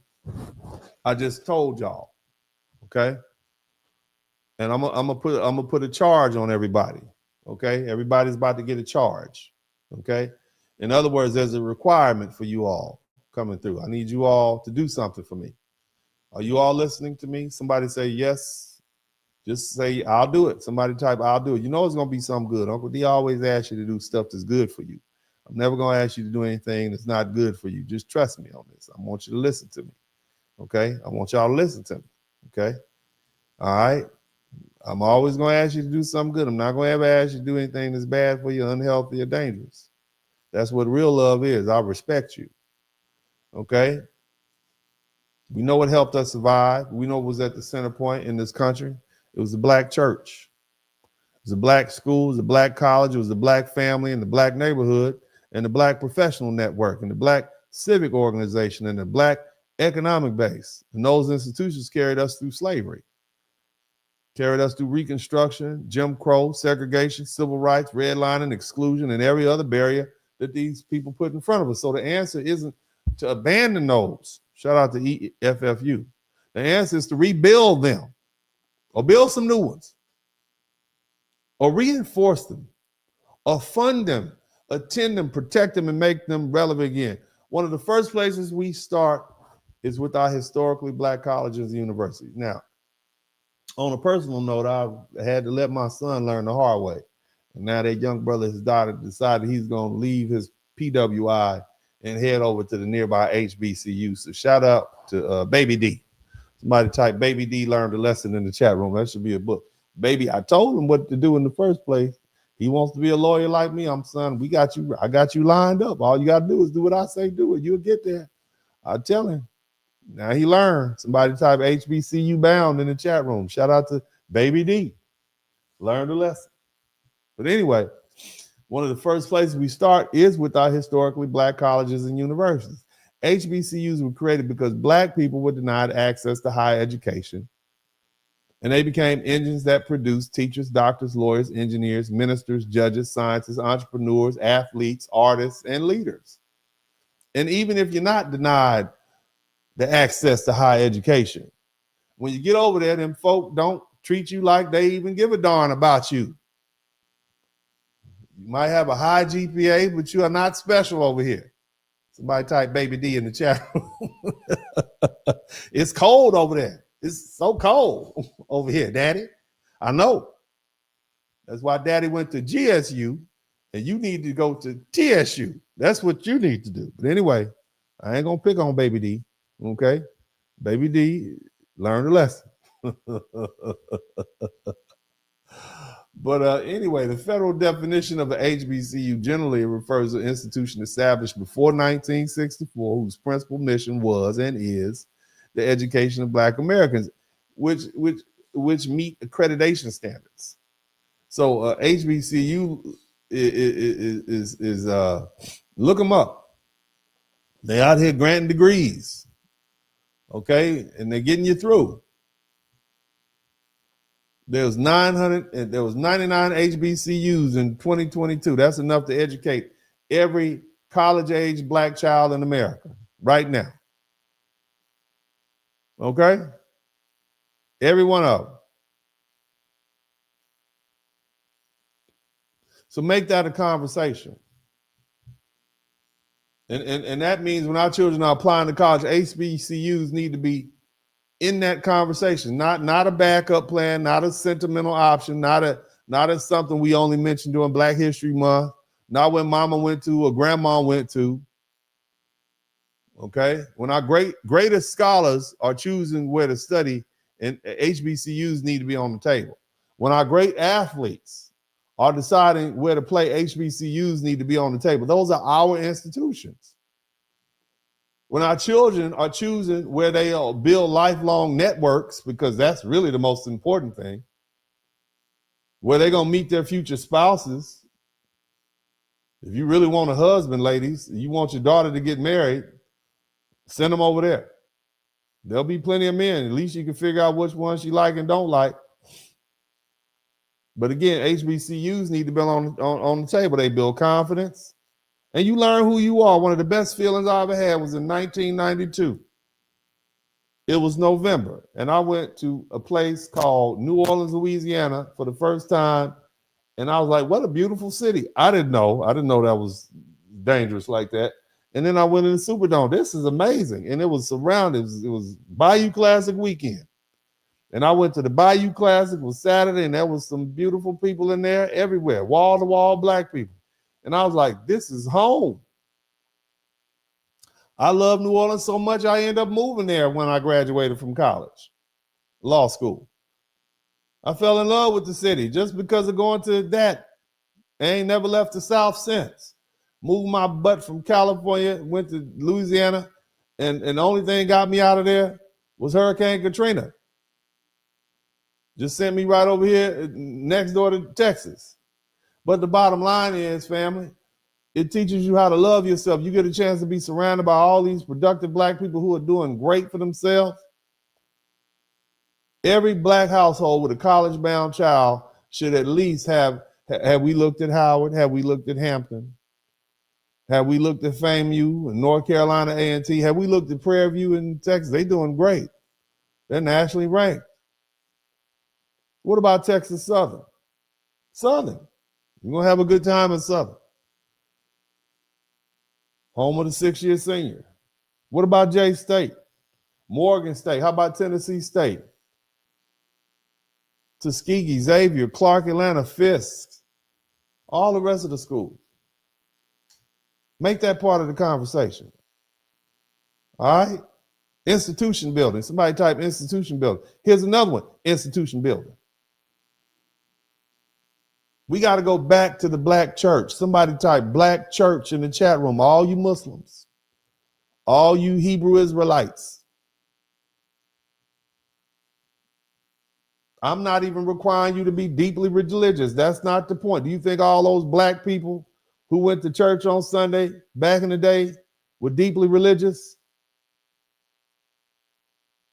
I'm saying understand what the black church has been. It wasn't just a place where black people shouted on Sunday. It was a community center. It was our organizing hub. It was a counseling office. It was our food bank. It was our political meeting place. It was our children learn how to speak in public place, where our elders were respected, where our families were known, where people checked on each other, and where the community still had a moral center. Did you see my black pastor married me and my wife? Did y'all see the little video yesterday? I put a little bit up. That's my pastor from my little church in 5th Ward, and he sounds every bit like a black pastor, doesn't he? Had the beard and everything. He said, we, Mr. Sperling, we're going to marry you and we're going to bury you. That's my church home. Somebody type church home in the chat room. You understand me? I live in this nice, highfalutin neighborhood, and my little old black church pastor from 5th Ward, Houston, Texas, came out here and married me in my backyard. You understand me? Somebody type church home. They ain't going to do that for you. They don't know you. But the pastor told me I was a great member of the church because, you know, Uncle D spreads the wealth. I take care of my church. You understand me? And here's the thing. Here's the challenge. Somebody type challenge in the chat room. Whether you in Philadelphia or Fresno, okay? Whether you in Brooklyn or Boston, I want you to find a small black church in a predominantly black neighborhood in your town. Let me tell you, let me say it again. I want you to find your small black church in the hood in your town or the next town over or somewhere nearby and go at least once a month. That's right. Go contribute. Go fellowship. Go be present. Get there on time, sit in the pew, go shake hands, go meet the elders, go let the children see you and your handsome and beautiful self. Let them be motivated by your presence. And understand you don't have to go there only for religious ceremony. That's not why you're going. You can still be a Muslim. You can still be a Hebrew Israelite. Just sit yourself in your seat. You're going there to help. You're going there to help revitalize a crucial black institution, because when there's a strong black church, there's usually a strong black community around it. And yes, they need to see you. They need to see you in your rich self, pull up in your big, long Mercedes Benz with your Birkin bag and your Gucci shades or your tailor-made suit and your good shoes with your beautiful children dressed up, standing next to you. Bring your husband, ladies. Fellas, bring your wife.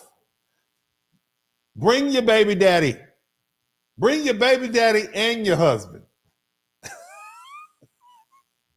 Tell your baby daddy to bring his other baby mama and them badass kids, and all y'all go sit right there in the church, okay? Dress those children up. Put ribbons in their hair. Put the little boy in a little suit. Give him a little baby Bible, right? That little same little boy you say he need Jesus. Go take him to Jesus. Show up for Easter Sunday service. Go there for the Christmas service. Go there for the pastor anniversary, youth day, family and friends. Pick a Saturday. Go to the fish fry. Go over there among our people, especially in the hood. They need to see you. Stop running past these little black churches to go sit up in these white, huge, giant churches, polished, celebrity church. Everybody knows everybody's name. Your money just disappear into the machine. They don't really build a community. Don't you think Joel Osteen has got enough of your money? This man got a whole basketball stadium. You always talk about recycling black dollars. Start with the black church. Go find a little tiny Black Baptist church, Black Baptist church, or a little AME church, or a little CME church, a little holiness church, a little storefront church with the little twin rows and the pews, an old black pastor in the three-piece suit, and the Stacey Adams shoes, and the mother of the church sitting in the front row with the big hat on. That's where the rebuilding starts. It doesn't matter if you're a Baptist, AME, CME, Church of God in Christ, Pentecostal, Hebrew Israelite, Jehovah's Witness, Nation of Islam, non-denominational, or just somebody who still believes in God in the community. That's not the point. This isn't about religious worship, and I know that's going to be hard for y'all to get around. The point is institutional rebuilding. Through fellowship and connection, we need to be around each other. We need our children to know our elders or somebody's elders. We need our elders to see our children. We need our successful people back in the neighborhoods while institutions are struggling. We need money, mentorship, presence, example, correction, love, accountability back in the same room. Because see, if we cut down on the chaos, the isolation, the disrespect, the broken families, the lack of direction, the lack of community structure, we got to stop acting like our institutions don't matter. If y'all want that to happen, you want black men and black women to get along, they got to hang out with each other. But see, those institutions matter. They always matter. Strong black people come from strong black families, and strong black families come from strong black communities, and strong black communities come from strong black institutions. And for Black America, two of the most important institutions we've built are the black church and the black college. So don't just talk about rebuilding Black America, enroll in it, visit it, fund it, volunteer in it, bring your beautiful children to it, put your athletes in front of it, put your scholars in front of it, put your money into it, put your presence into it, put your respect back into it. That's how we rebuild. That's how we reconnect. And that's how we become one people again. This is Uncle D. I love y'all. And as I always say at this time, I'm out.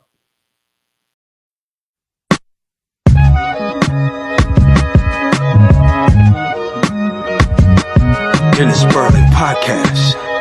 Hit the like button, subscribe.